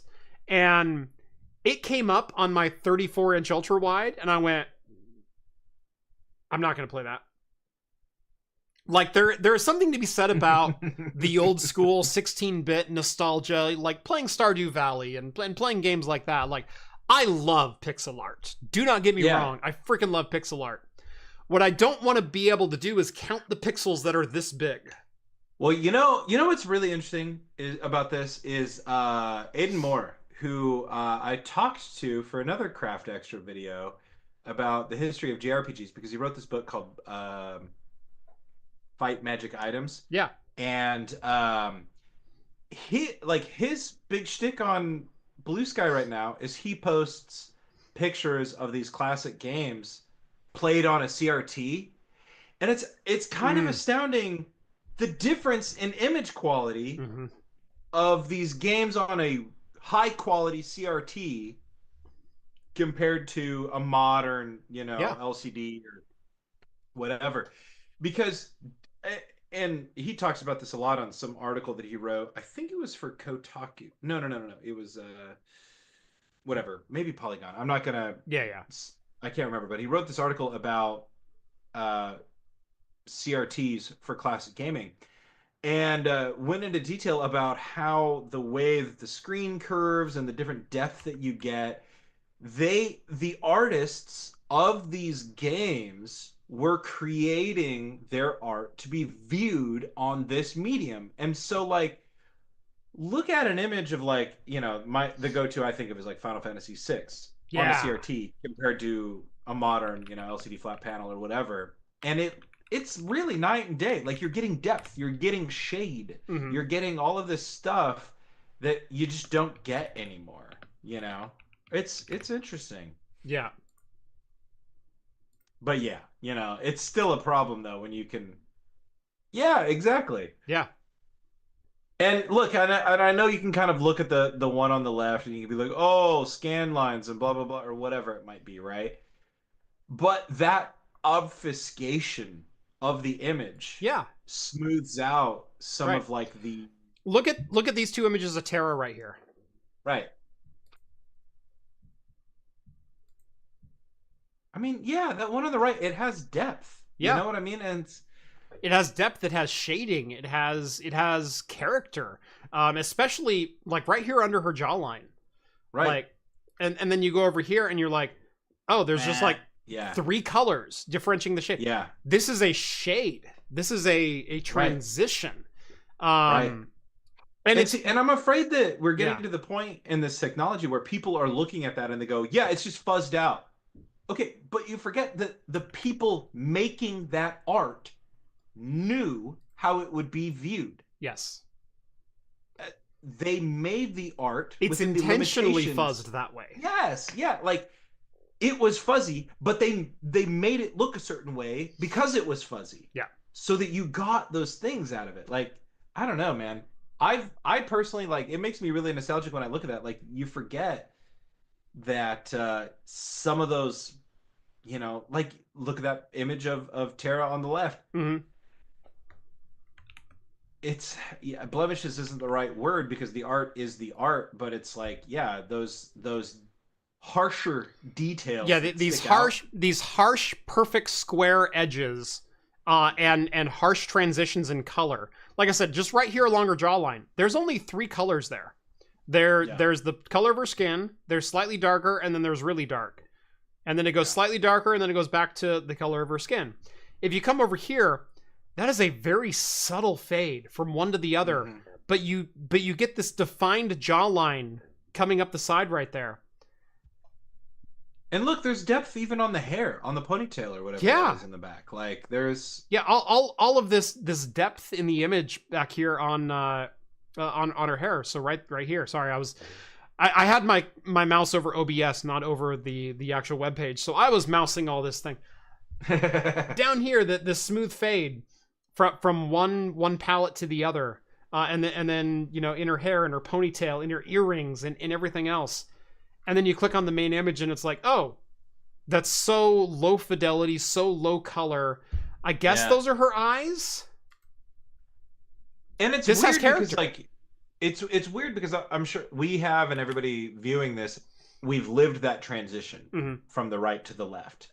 And I think there was a point where some of us were emulating these games on modern screens and we're thinking like, wow, that does look good. Mhm. But then the further you get away from it, I think we realize kind of that what we've lost in that transition, you know? Like that's a great example. Like those are all three really good examples. Yeah. Look at that. Like look how harsh that coloring is on I don't know what game that is. I'm so sorry. In the middle. Uh look how harsh that coloring is. Yeah. And But look at on the how left, the use yeah. of those pixels defines the edge of that harp in the Mhm. background. And look I at love right that. here how when you I mean, just look at render the raw pixel, right. it's just square with no definition. This is one of the And best the examples hair. that I've ever seen. Yeah, the hair, it's like literally there's a straight line of just bright yellow Right. squares on the right, but on the left you can't even tell. Right. And Vince says it here in chat. He says they were not creating quote to be viewed on this medium. They were creating on this medium because that's all they had. But but that's exactly what I mean. It's like they knew how it was being viewed. It was like it would be like if you were a painter and you knew that everybody that would ever view your paintings had to wear a certain type of glasses or whatever. Like if everybody in 100 years didn't wear those glasses, yeah, it would probably look stupid. You know. Um, I don't know. I'm getting more nostalgic the older I get. Yeah. Probably not a good sign. Probably not a good sign, but what are you gonna do? Yeah. Vince explains it pretty well there. And that's the thing, like, yeah, I don't know enough about like recreating that classic type of image. Um, but it seems like a lot of people have already done the work on it, so. Yeah. Jay sends over $5. Y'all remember when Photoshop's official installer on Mac was a bash script that extracted a base 64 encoded binary from inside itself? Yes, actually, most Mac installers usually work that way.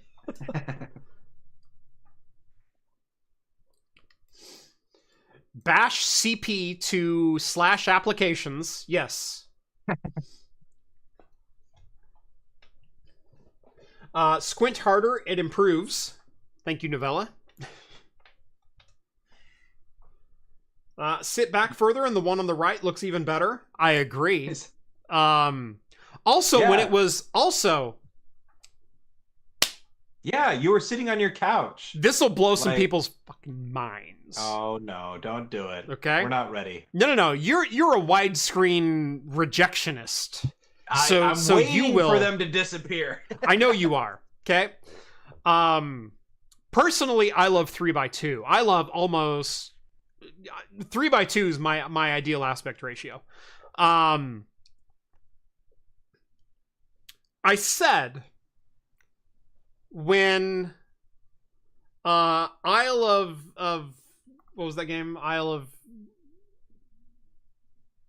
whatever. What? Are you talking about the game that Green mentioned? Oh, sorry. Yeah. When that game popped up on my feed, and it came up at 128 by 96 or 92 resolution. Right. On my 34-inch monitor, I winced. When I played Final Fantasy VI, it was on a 24-inch console CRT from across the living room. Yeah. The largest CRTs you could buy in the day were 32-inch. Most people had either 24 or 27. And even 27, you spent some money on it.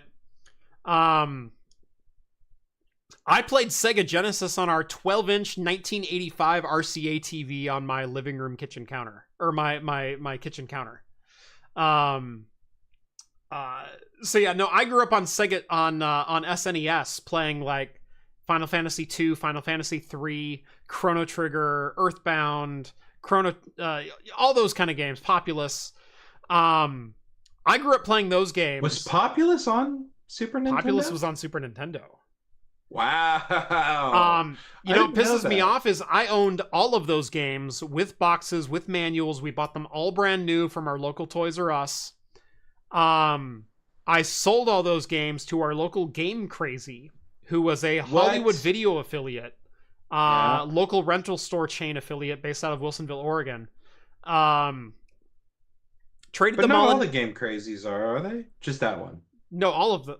Game Crazy was owned by Hollywood Video. Because there's still a Game Crazy in Salem. There might be, but I believe it's independent. It's the one over on Lancaster, right? Yeah. Over by the Taco Time, which is also independent.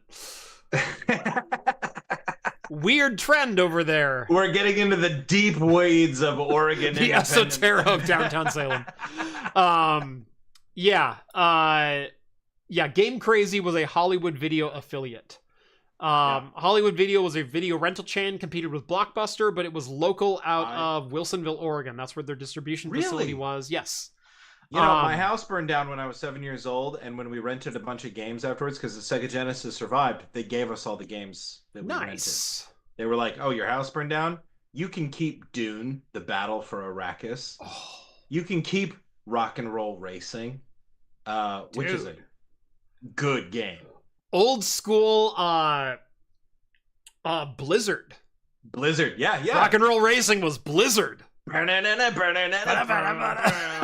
Yes. all those classic rock songs were in there, dude. I don't know how they managed to freaking license. I don't all think of they those did. I think they songs. just included it and begged for forgiveness. That is like, dude, what's funny is like that's the game I think about when I'm like, Blizzard's bad now. Like, they made this amazing game. Why Right. don't we have more games like Rock and Roll Racing? Blizzard Holy make crap. Blackthorn. Yeah, man. That was the time. Yeah. But no, I had... Name any classic game that you wish you still owned for the Super Nintendo because it's worth $1,000 now. I owned it. I owned Final Fantasy II, not Final Fantasy IV, Final Fantasy II, the original US release, version 1.1, with the bought brand new from Toys R Us, with box, manual, everything else. We kept all the boxes underneath the TV. When we took the games out of the SNES, we put them into the protective, like, little half condom thing and then put it back in the box and then put the box back under the TV. That's how freaking anal my family was about keeping games nice. I owned, in their entirety, Final Fantasy II, Final Fantasy III, Chrono Trigger, Earthbound, Sim Earth, Populous, Metal Warriors. Dude, you had all the bangers. I had every banger.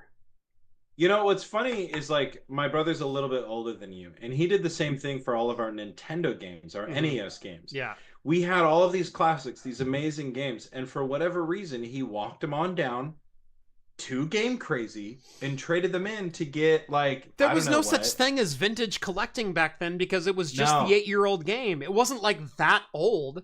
I traded in the games to go buy some N64 games when we bought a Nintendo 64. And so I think that must have been what he did. I mean, it must have been to what get everyone did. Like maybe we had a PlayStation at that point. We could have still been on Sega Genesis because we actually kind of skipped SNES and went to Sega Genesis instead. Yeah. And then so maybe that's the route he went, was PlayStation 1. But yeah, and it's weird. I just wasn't ever built that way. I guess I have that hoarder bug. Yeah. Like pre-installed because I'm like, why would you have gotten rid of any of that stuff? So I remember the day that I traded in all of those games and they gave me like $180 or something like that. Trade-in value. You're thinking to yourself, yeah, okay. And so I bought a new cart cost. I bought Pilot Wings. I bought Shadows of the Empire. I bought some legit classics for the Nintendo 64. And then I remember 2 weeks later walking back through Gateway Mall in Springfield, Oregon, and looking into the window, and in their window cabinet display, they had my copies of Final Fantasy II and Final Fantasy III with box listed for $80 a piece. That's a hard lesson. That is when I realized the world is a twisted place. Like that moment, right? It's like, that's when every bit of innocence burned out of my psyche entirely. The world is out to get you, and will give you $180 for $2,000 worth of cartridges. That's kind of what happened to me with some I guess I learned that lesson at the N64 era, because I remember my brother had one of my other brothers had gone and gotten rid of Ocarina of Time and Mario Kart 64. And I went to go get them back from the store. Yeah. And it was I think you got $20 for both, total. Yeah. And then they had Mario Kart 64. Probably 75 or $80 just for that one cartridge. And this was 2000, I don't know, 2007. I don't know, not super. Yeah. Not super early in that. Well past the N64 age. Well, that would have been late GameCube, early Wii. Wii was released in what, 2006? Right. Yeah. So yeah, that would have been 2 generations old at that point. And so yeah, some of Yeah. those were starting to already become collector's items. And back when I sold the games, they were still like fairly valuable. Right. But Right. like the original retail price on those games was still $60 and $70. And if you could get $30 on a trade-in, you're Yeah, doing you're pretty doing good, good. right?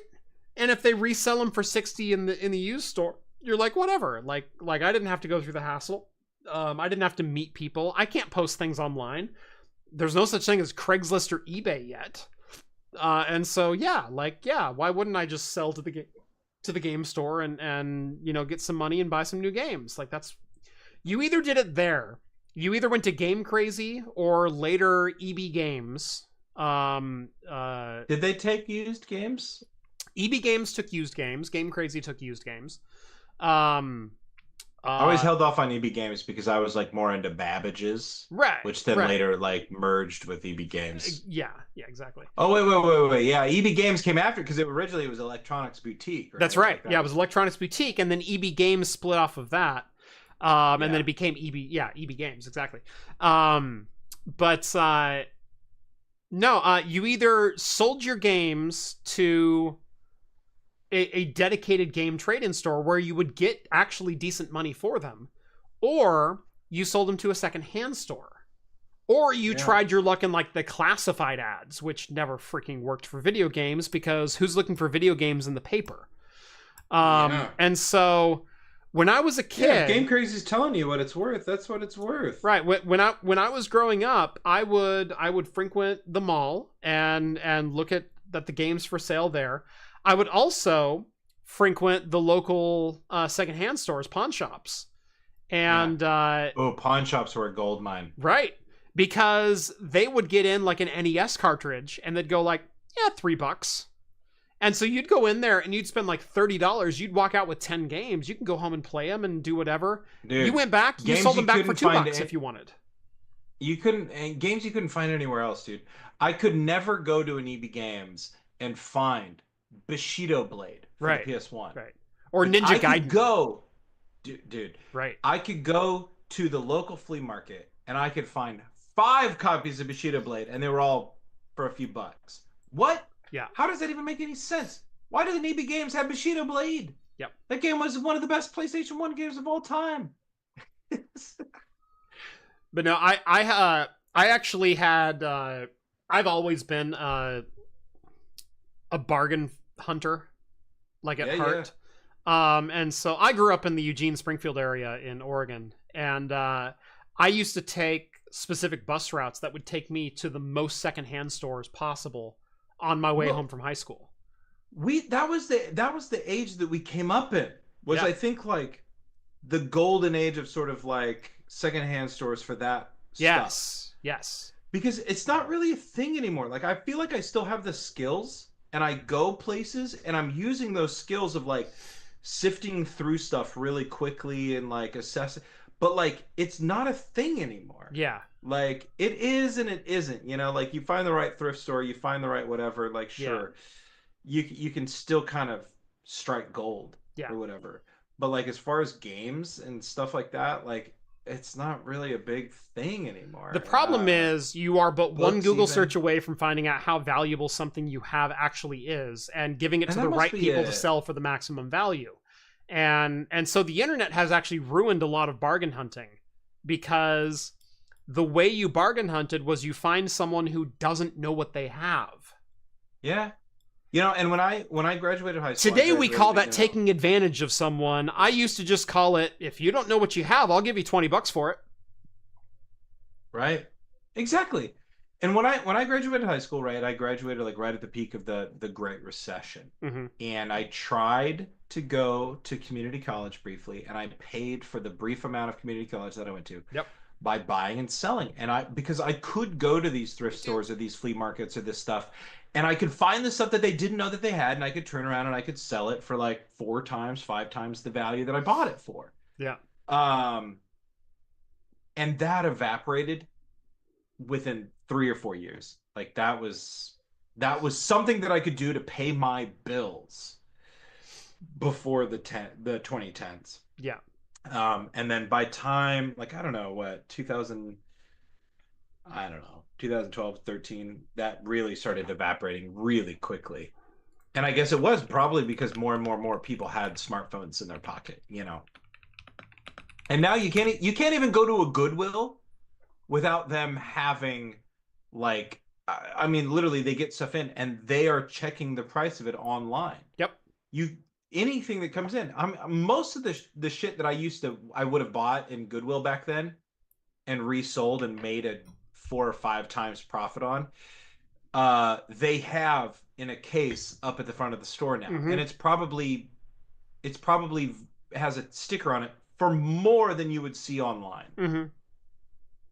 And yeah, it's just totally screwed it. You know, sometimes you find a Goodwill like ours in my area because we're a little bit more rural. Like Yeah. our Goodwill, I don't think that they waste their time doing that necessarily. Yeah. But all of the ones in Salem, they're checking the price and Yes. they're putting the sticker price is more than what you would find it for on eBay or Craigslist or Yep. whatever. Yep.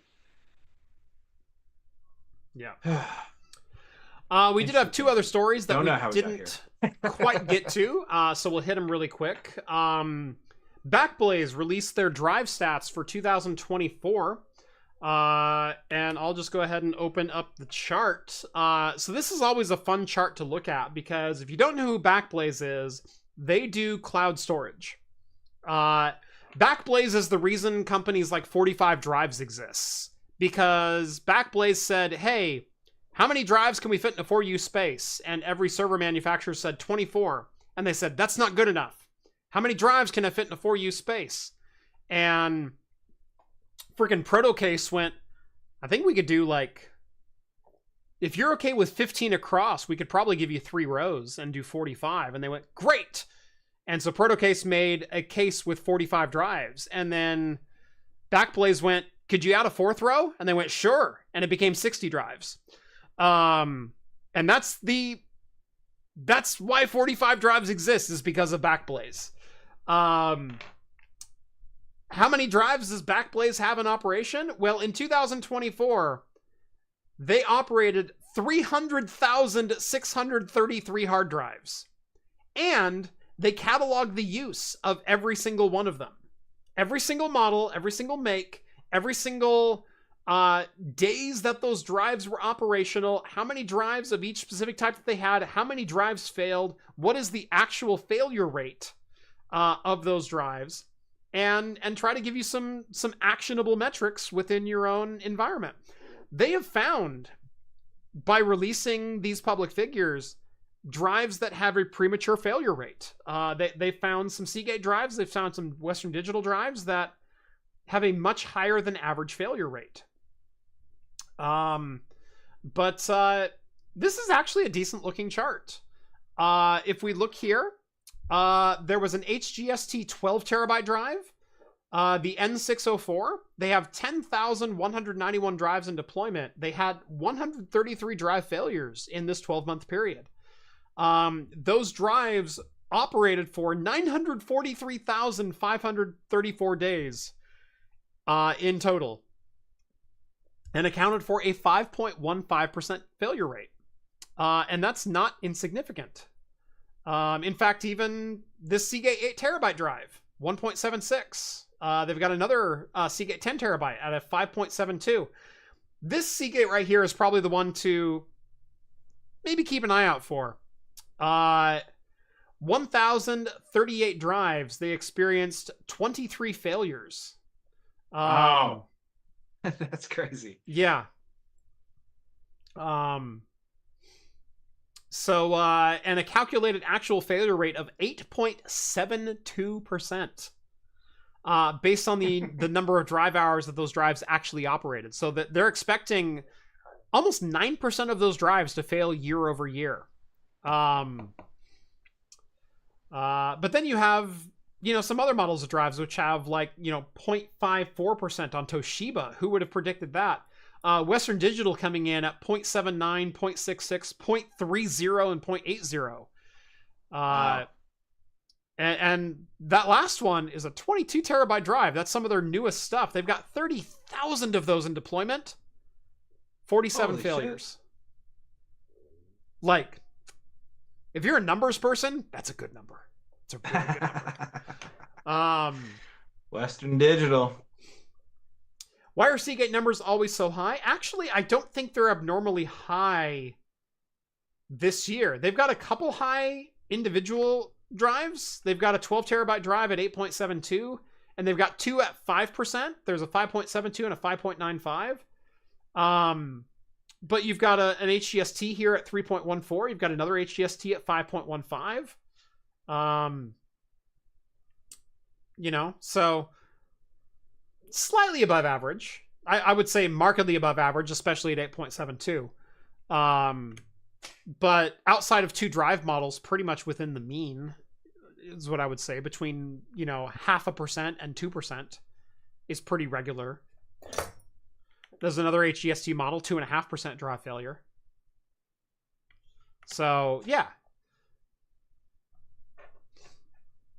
Ian says failures is total failures lifetime since install, not just that year. Correct. Yeah.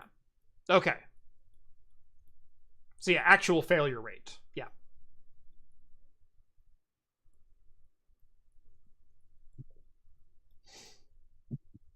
So yeah, always interesting numbers to pour over. If you're a numbers guy, if you're a home labber, if you buy used drives, yeah, definitely a good guide to take a look at. Yeah. Know what you're getting into. That's an interesting thing to relate. Like, is there anything holding Backblaze's hand to release that information, or is it just something fun that they just do it? That's fun. That's fun computing stats right there. Like, good for them. Yeah. Information's a powerful thing, and I always respect them for releasing things like that. Well, I guess at the end of the day, like, they're, granted, like, they're an enterprise customer, right? But at the same time, like, when they're releasing numbers like this, it's like they're a consumer too. Right. Yeah. You're not wrong. Last but not least, winner for the best headline of the year so far. HP just blew $116 million of your ink cartridge money to buy one of Silicon Valley's biggest flops, the Humane pen.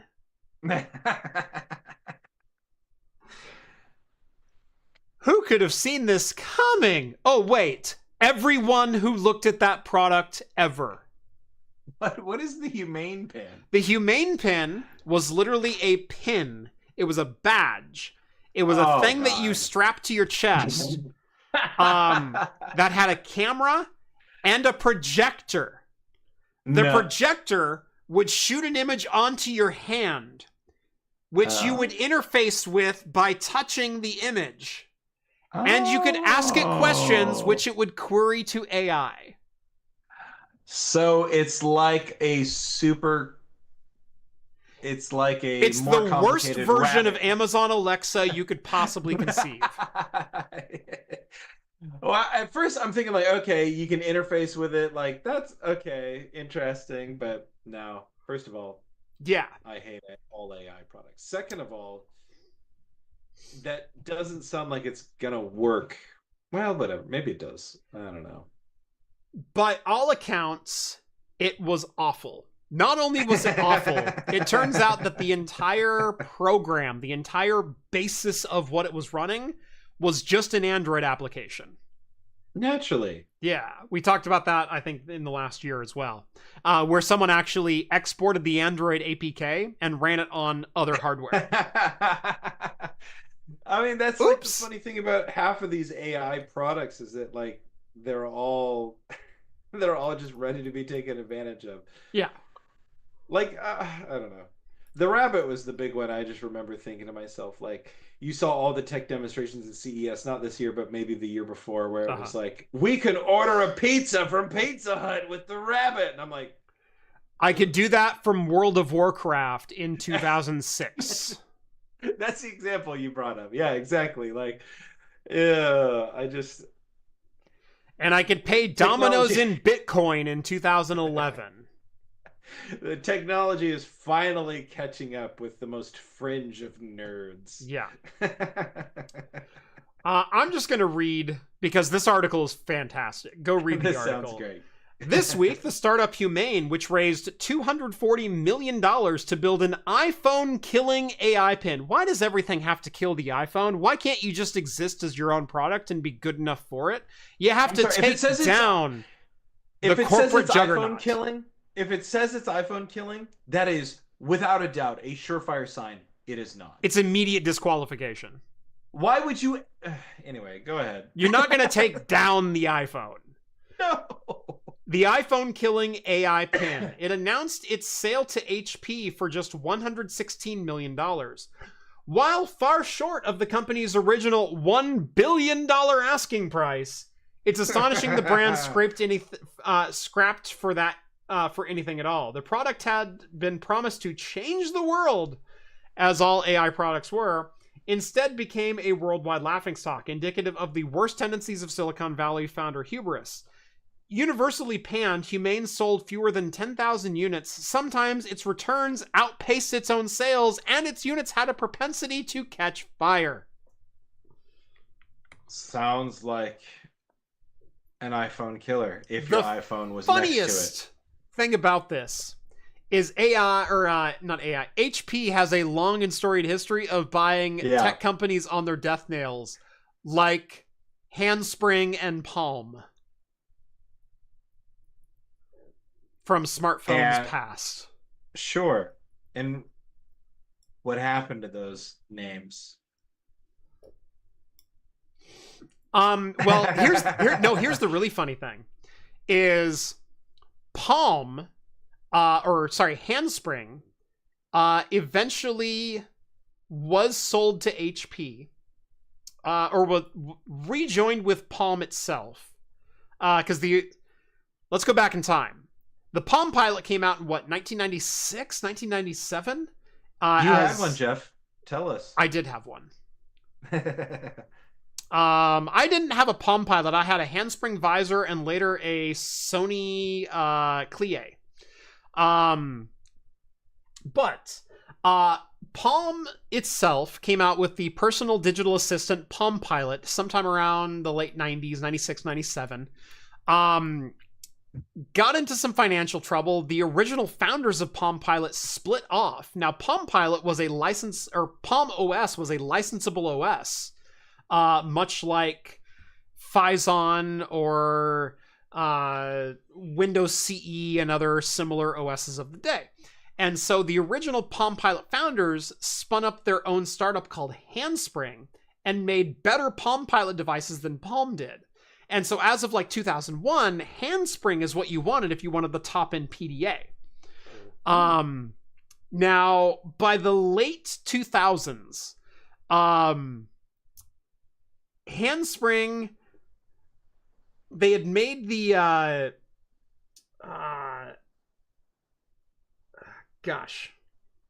what was the name of that? I had them. I had a... I had a Palm Pilot at one point, but it was 2003. Palm Treo. They rejoined with Palm Pilot originally, the original Palm Pilot, and they came out with the Palm cell phone lineup, which was the Palm Trio. There was the first the 600 and then later the 650. I had a 650. I used that cell phone for 3.5 years. Nice. It survived the iPhone and the iPhone 3G, as well as the Samsung Blackjack, the HTC 8150. So many different smartphone knockoffs of them trying to find their way. My Palm Trio 650 survived all of that. Eventually, they went on to start creating both higher-end and lower-end devices. They had the Palm Pro, also known as the Palm 700W and the Palm 700P, which was a Windows OS variant and a Palm OS variant that was sold exclusively by Sprint, as well as the Palm Centro, which was sold by Singular/AT&T, which was like a $150 version of the Palm Trio. And it was absolute dog shit as far as hardware goes, because they used knockoff all-winner chipsets and things like that. Sure. It was never good. And eventually Palm itself sold to HP.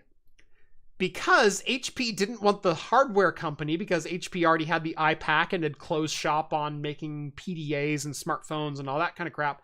They wanted the OS. Do you know why? It's because Palm OS became WebOS, and WebOS is now what runs most smart TVs. True story.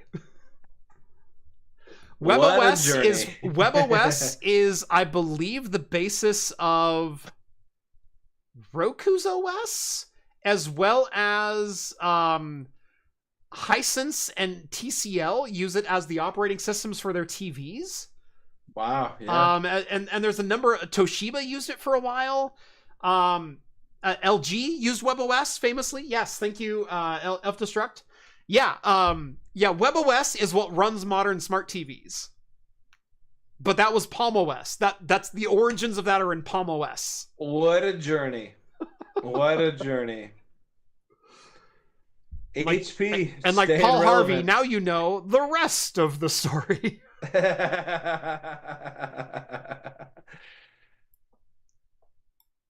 So what are they going to do with this one then? In 20 years, what are we going to read about? In 20 years, this will probably come up as an AI assistant for your smart fridge. With a projector on your floor so you can get your daily calendar while you're staring at the floor trying to decide what you want to drink. I'm taking too much psychic damage. LG owns WebOS now because LG purchased the rights for Palm OS / WebOS, which is what WebOS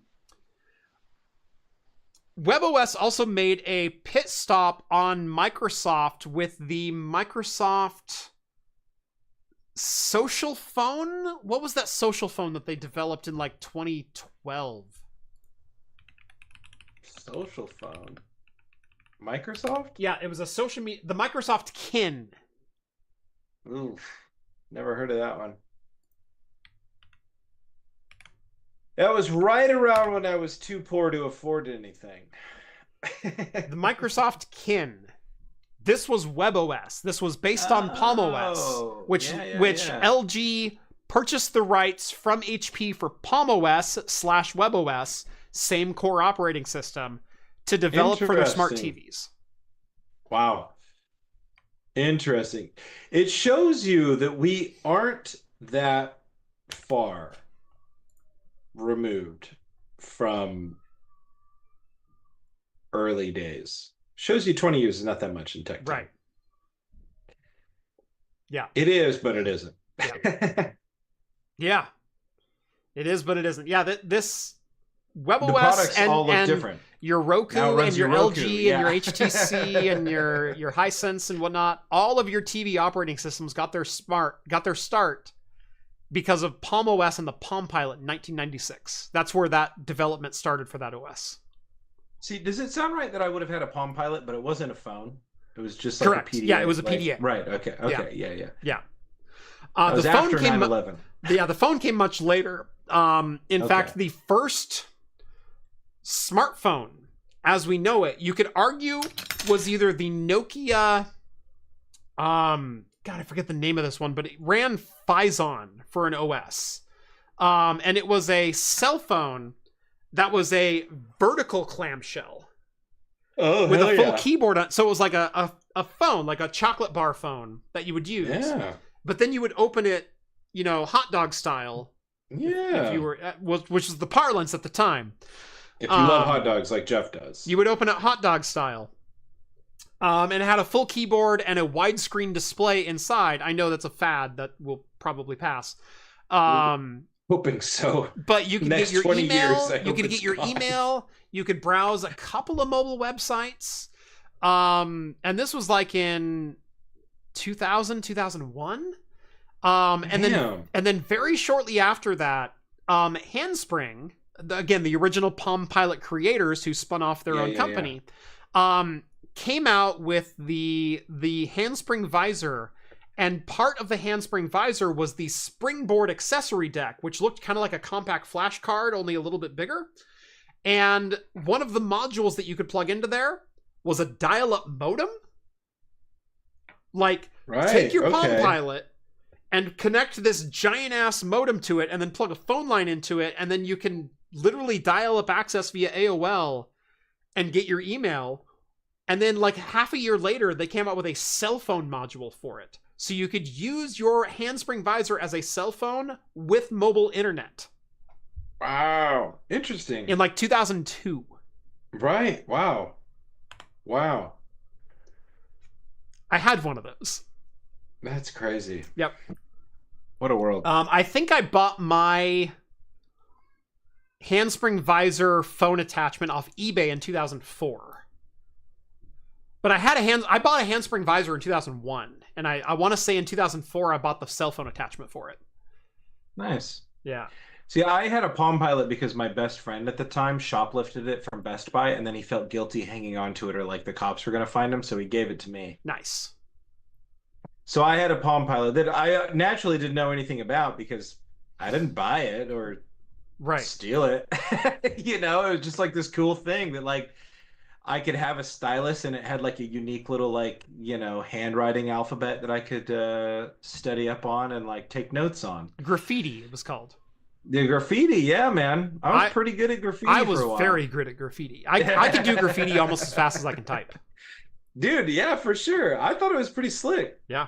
I thought it was pretty cool. I had it for like a couple years and then I traded it for something else. I don't remember what. Maybe like a PlayStation 2 game. Maybe it was Dark Cloud. I might have traded it for Dark Cloud. You remember that one? Loved that game. Yeah. I had no value for it because I didn't know what it was worth or anything. The Nokia Communicator. There it is. Yeah. There you go. And it ran Phison OS. Nice. Hardware laundering.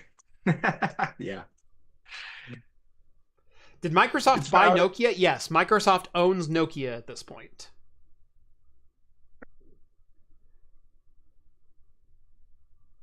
BlackBerry was the biggest crash and burn mobile OS? No, they were simply the flavor of the time and the most popular through the early and mid 2000s. People always look back with rose-colored glasses or look back with like, oh, this company totally screwed up by not keeping up with the times. The times were all cutting edge throughout the 2000s as far as mobile hardware goes. And so BlackBerry established themselves very early on as a big player because they were a, let's face it, consumer-friendly, CEO-friendly way to get your email. They had the trackball for navigation. They had a full keyboard. Oh, I can certainly type some shorthand messages in here and hit send and keep up to date with whatever I need to keep up with. It was the way to keep up. However, once the iPhone launched in 2007 and we started getting mobile websites and actual rich mail and multimedia messaging and things like that, the BlackBerry never made another step, or it took them multiple years to make the next step to start even competing with what the iPhone brought out as the new player in the space. And it wasn't that the BlackBerry was never good. It's that the BlackBerry got surpassed by competition.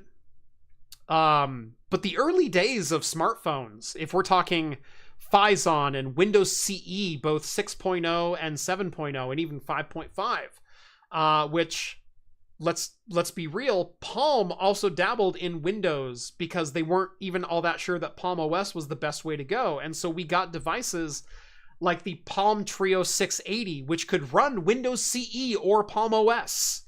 And then we got the 700 and the Palm Pro, which also ran either Windows or Palm OS, depending on who you went with. HTC famously made Windows CE phones. Samsung, before they went Android, made Windows CE phones with a custom wrapper on them because they couldn't. This is still true to present day. They couldn't stand the way that Microsoft handled the interface, and so they built their own custom interface on top of Windows. There was Palm, there was BlackBerry, there was Phison, there was Windows, and then there was Android came out in 2006 and iOS came out in 2007. It was the Wild West, man. And the the operating systems that were most able to adapt to the changing needs of their users, that is Android and iOS, are the ones that survived. The ones that gave the users what they wanted in the most user-friendly way. Phison wasn't going to survive. Windows CE certainly wasn't going to survive. Yeah. They tried with Windows Phone 7 in 2009 with the tile interface, which was actually not terrible, but it was also not the most intuitive. It was really pretty. But the random size squares as you like added new applications and no real buy-in from third parties. Symbian. Yeah, Symbian was another OS back in those days. Yeah, it was wild. Yeah. And sure, you could look back on it and go, I could see the iPhone was going to win. It was not a foregone conclusion that the iPhone was going to win. No. I held onto my Palm Trio for dear life during those days. Yeah. Because my Palm Trio had internet. I could browse web pages. I could send text messages. It had a camera on it. It had all the things that I needed. I got GPS navigation on that thing. Yeah. You know, and this is 2006. I was running this. Wild West. Yeah. And the battery lasted for 2.5 days. It had a full keyboard. Like, hell, am I going to go to a touch keyboard? I've used touch keyboards before. Those things suck. Oh, the iPhone keyboard's actually not that bad now that I try it. It's kind of a shock to everybody, wasn't it? Yeah. So, but it was not a foregone conclusion that iOS and Android were going to win. Not by a long shot. Not back then. Yeah.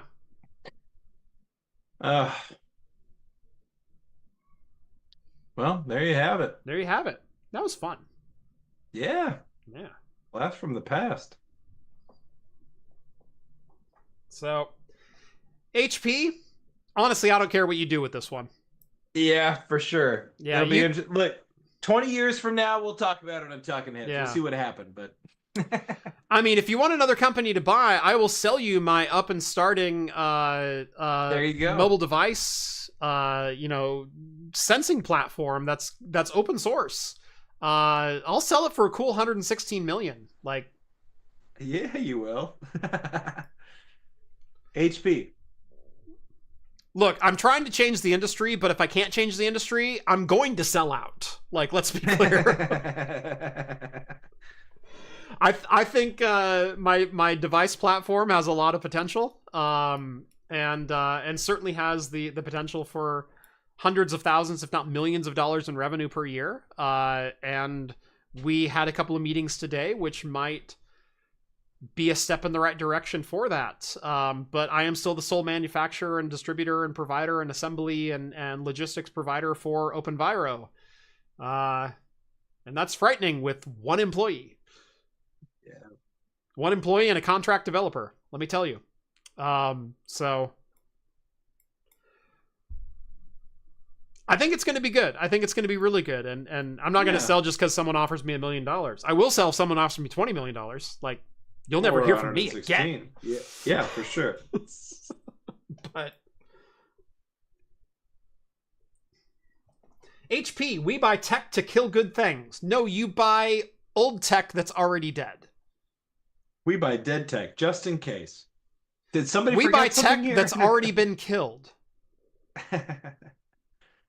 Yeah. So, yeah. HP, give me a call. Rett, you want to go live in Hawaii? We could go live in Hawaii. Yeah, please. For like ever. Make this a reality. Make this a reality for me, Jeff. Yeah. HP. Yeah. Huh? Like, I'll just buy a compound over there. I'll put the money. I'll put the money in a CD. We'll live off the interest.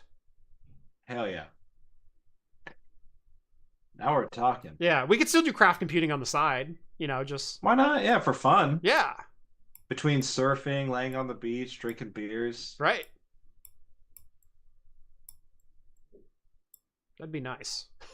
It would be. I'm holding out hope for this dream, Jeff. Oh, it'd be so great. I need some hope. Anyway, if you like this one, That's going to do it for... Sorry, let me back up. That's going to do it for us in this show. Woohoo! I'm going to sneeze now. I want to see a compound in Portland. It'd probably be Portland adjacent. It'd be somewhere in this area. Well, you got to have your island compound and your mainland compound. Right. Like, how much is Jansen Beach, by the way? You could probably afford it after you sell. Yeah. I think we could do that. Do something like that. So, anyway, that's going to do it for us in episode 370 of Talking Heads. If you like this one, hit that thumbs up button. Subscribe to Craft Computing if you haven't done so already. Follow us on Bluesky. I'm at Craft Computing. He's at Rett is Awesome. You'll be able to find us there. Yeah. Make sure to go watch some of my back content. If you didn't catch my 5070 Ti video today, I gave one of the most brutal tongue lashings of a company I've ever given. It's a pretty good watch if you haven't checked it out. If you like the content you see on the channel, want to help support us in what we do, check out craftcomputing.store, pick up some pint glasses, whiskey stones, some really fun custom engraved stone coasters, all designed and made right here in-house by me. Woohoo! Novella asked about my beer, the Jurassic World Quad IPA sent over by Novella Hub. I really enjoyed this one. I really, really enjoyed this one. Hold on. That's the last little bit of it.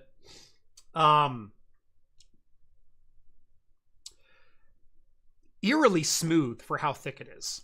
Like normally, like there's a climbing scale for IPAs. Every beer is a little bit different when you get ultra boozy.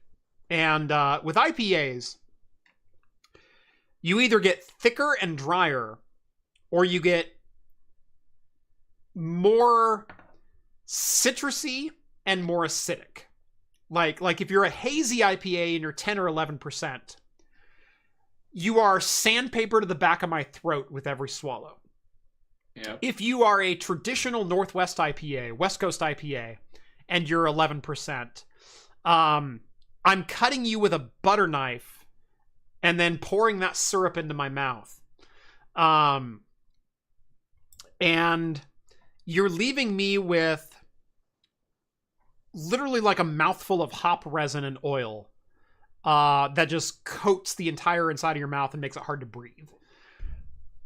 This was neither of those. This was a really well-balanced, still heavy lupulin, still heavy oil, still heavy resin. Like, don't get me wrong, that aspect is still there, but downplayed a lot. And actually some really, really great middle of the road citrus flavor, like a little bit of guava, a little bit of like grapefruit, but like grapefruit nectar, like really rich citrus flavors. And then while it was clingy, it wasn't too clingy and it wasn't too dry. That is just a darn good and exceptionally boozy 12% IPA. So there you go. Oh yeah. Nicely done. Yeah. Anyway, thank you all so much for watching. Rhett, anything good to the order before we close? Nothing good in the order for me. Just check out my D&D podcast. We're dndpodcast.org. Follow us every Monday. We release an episode where we're playing Dungeons and Dragons. Sweet. Good time. Nearing the end of a long-running campaign. So if you need something to listen to on long commutes or boring job, we've got you covered. Nice. I still can't believe you got D&D Podcast. dndpodcast.org. That's amazing. Heck yeah. It is. I know. Yeah. Shocks me every day. I would have thought Brennan would have had that one long ago. No. You know, I think we started playing before he did. Right. He just happened to, be successful a lot faster. And now he sells out Madison Square Garden for Dungeons and Dragons podcasts. Whatever. Yeah. We got our niche. He's got his. Screw that guy. Yeah. That being said, Brennan, give us a call sometime. We will totally join your show and keep a conversation going. So I'm just saying, if you ever want to play D&D, like I know a guy. Anytime. Yeah, we can make that happen. Thank you all so much for watching. And as always, we'll see you next week. Cheers, everyone.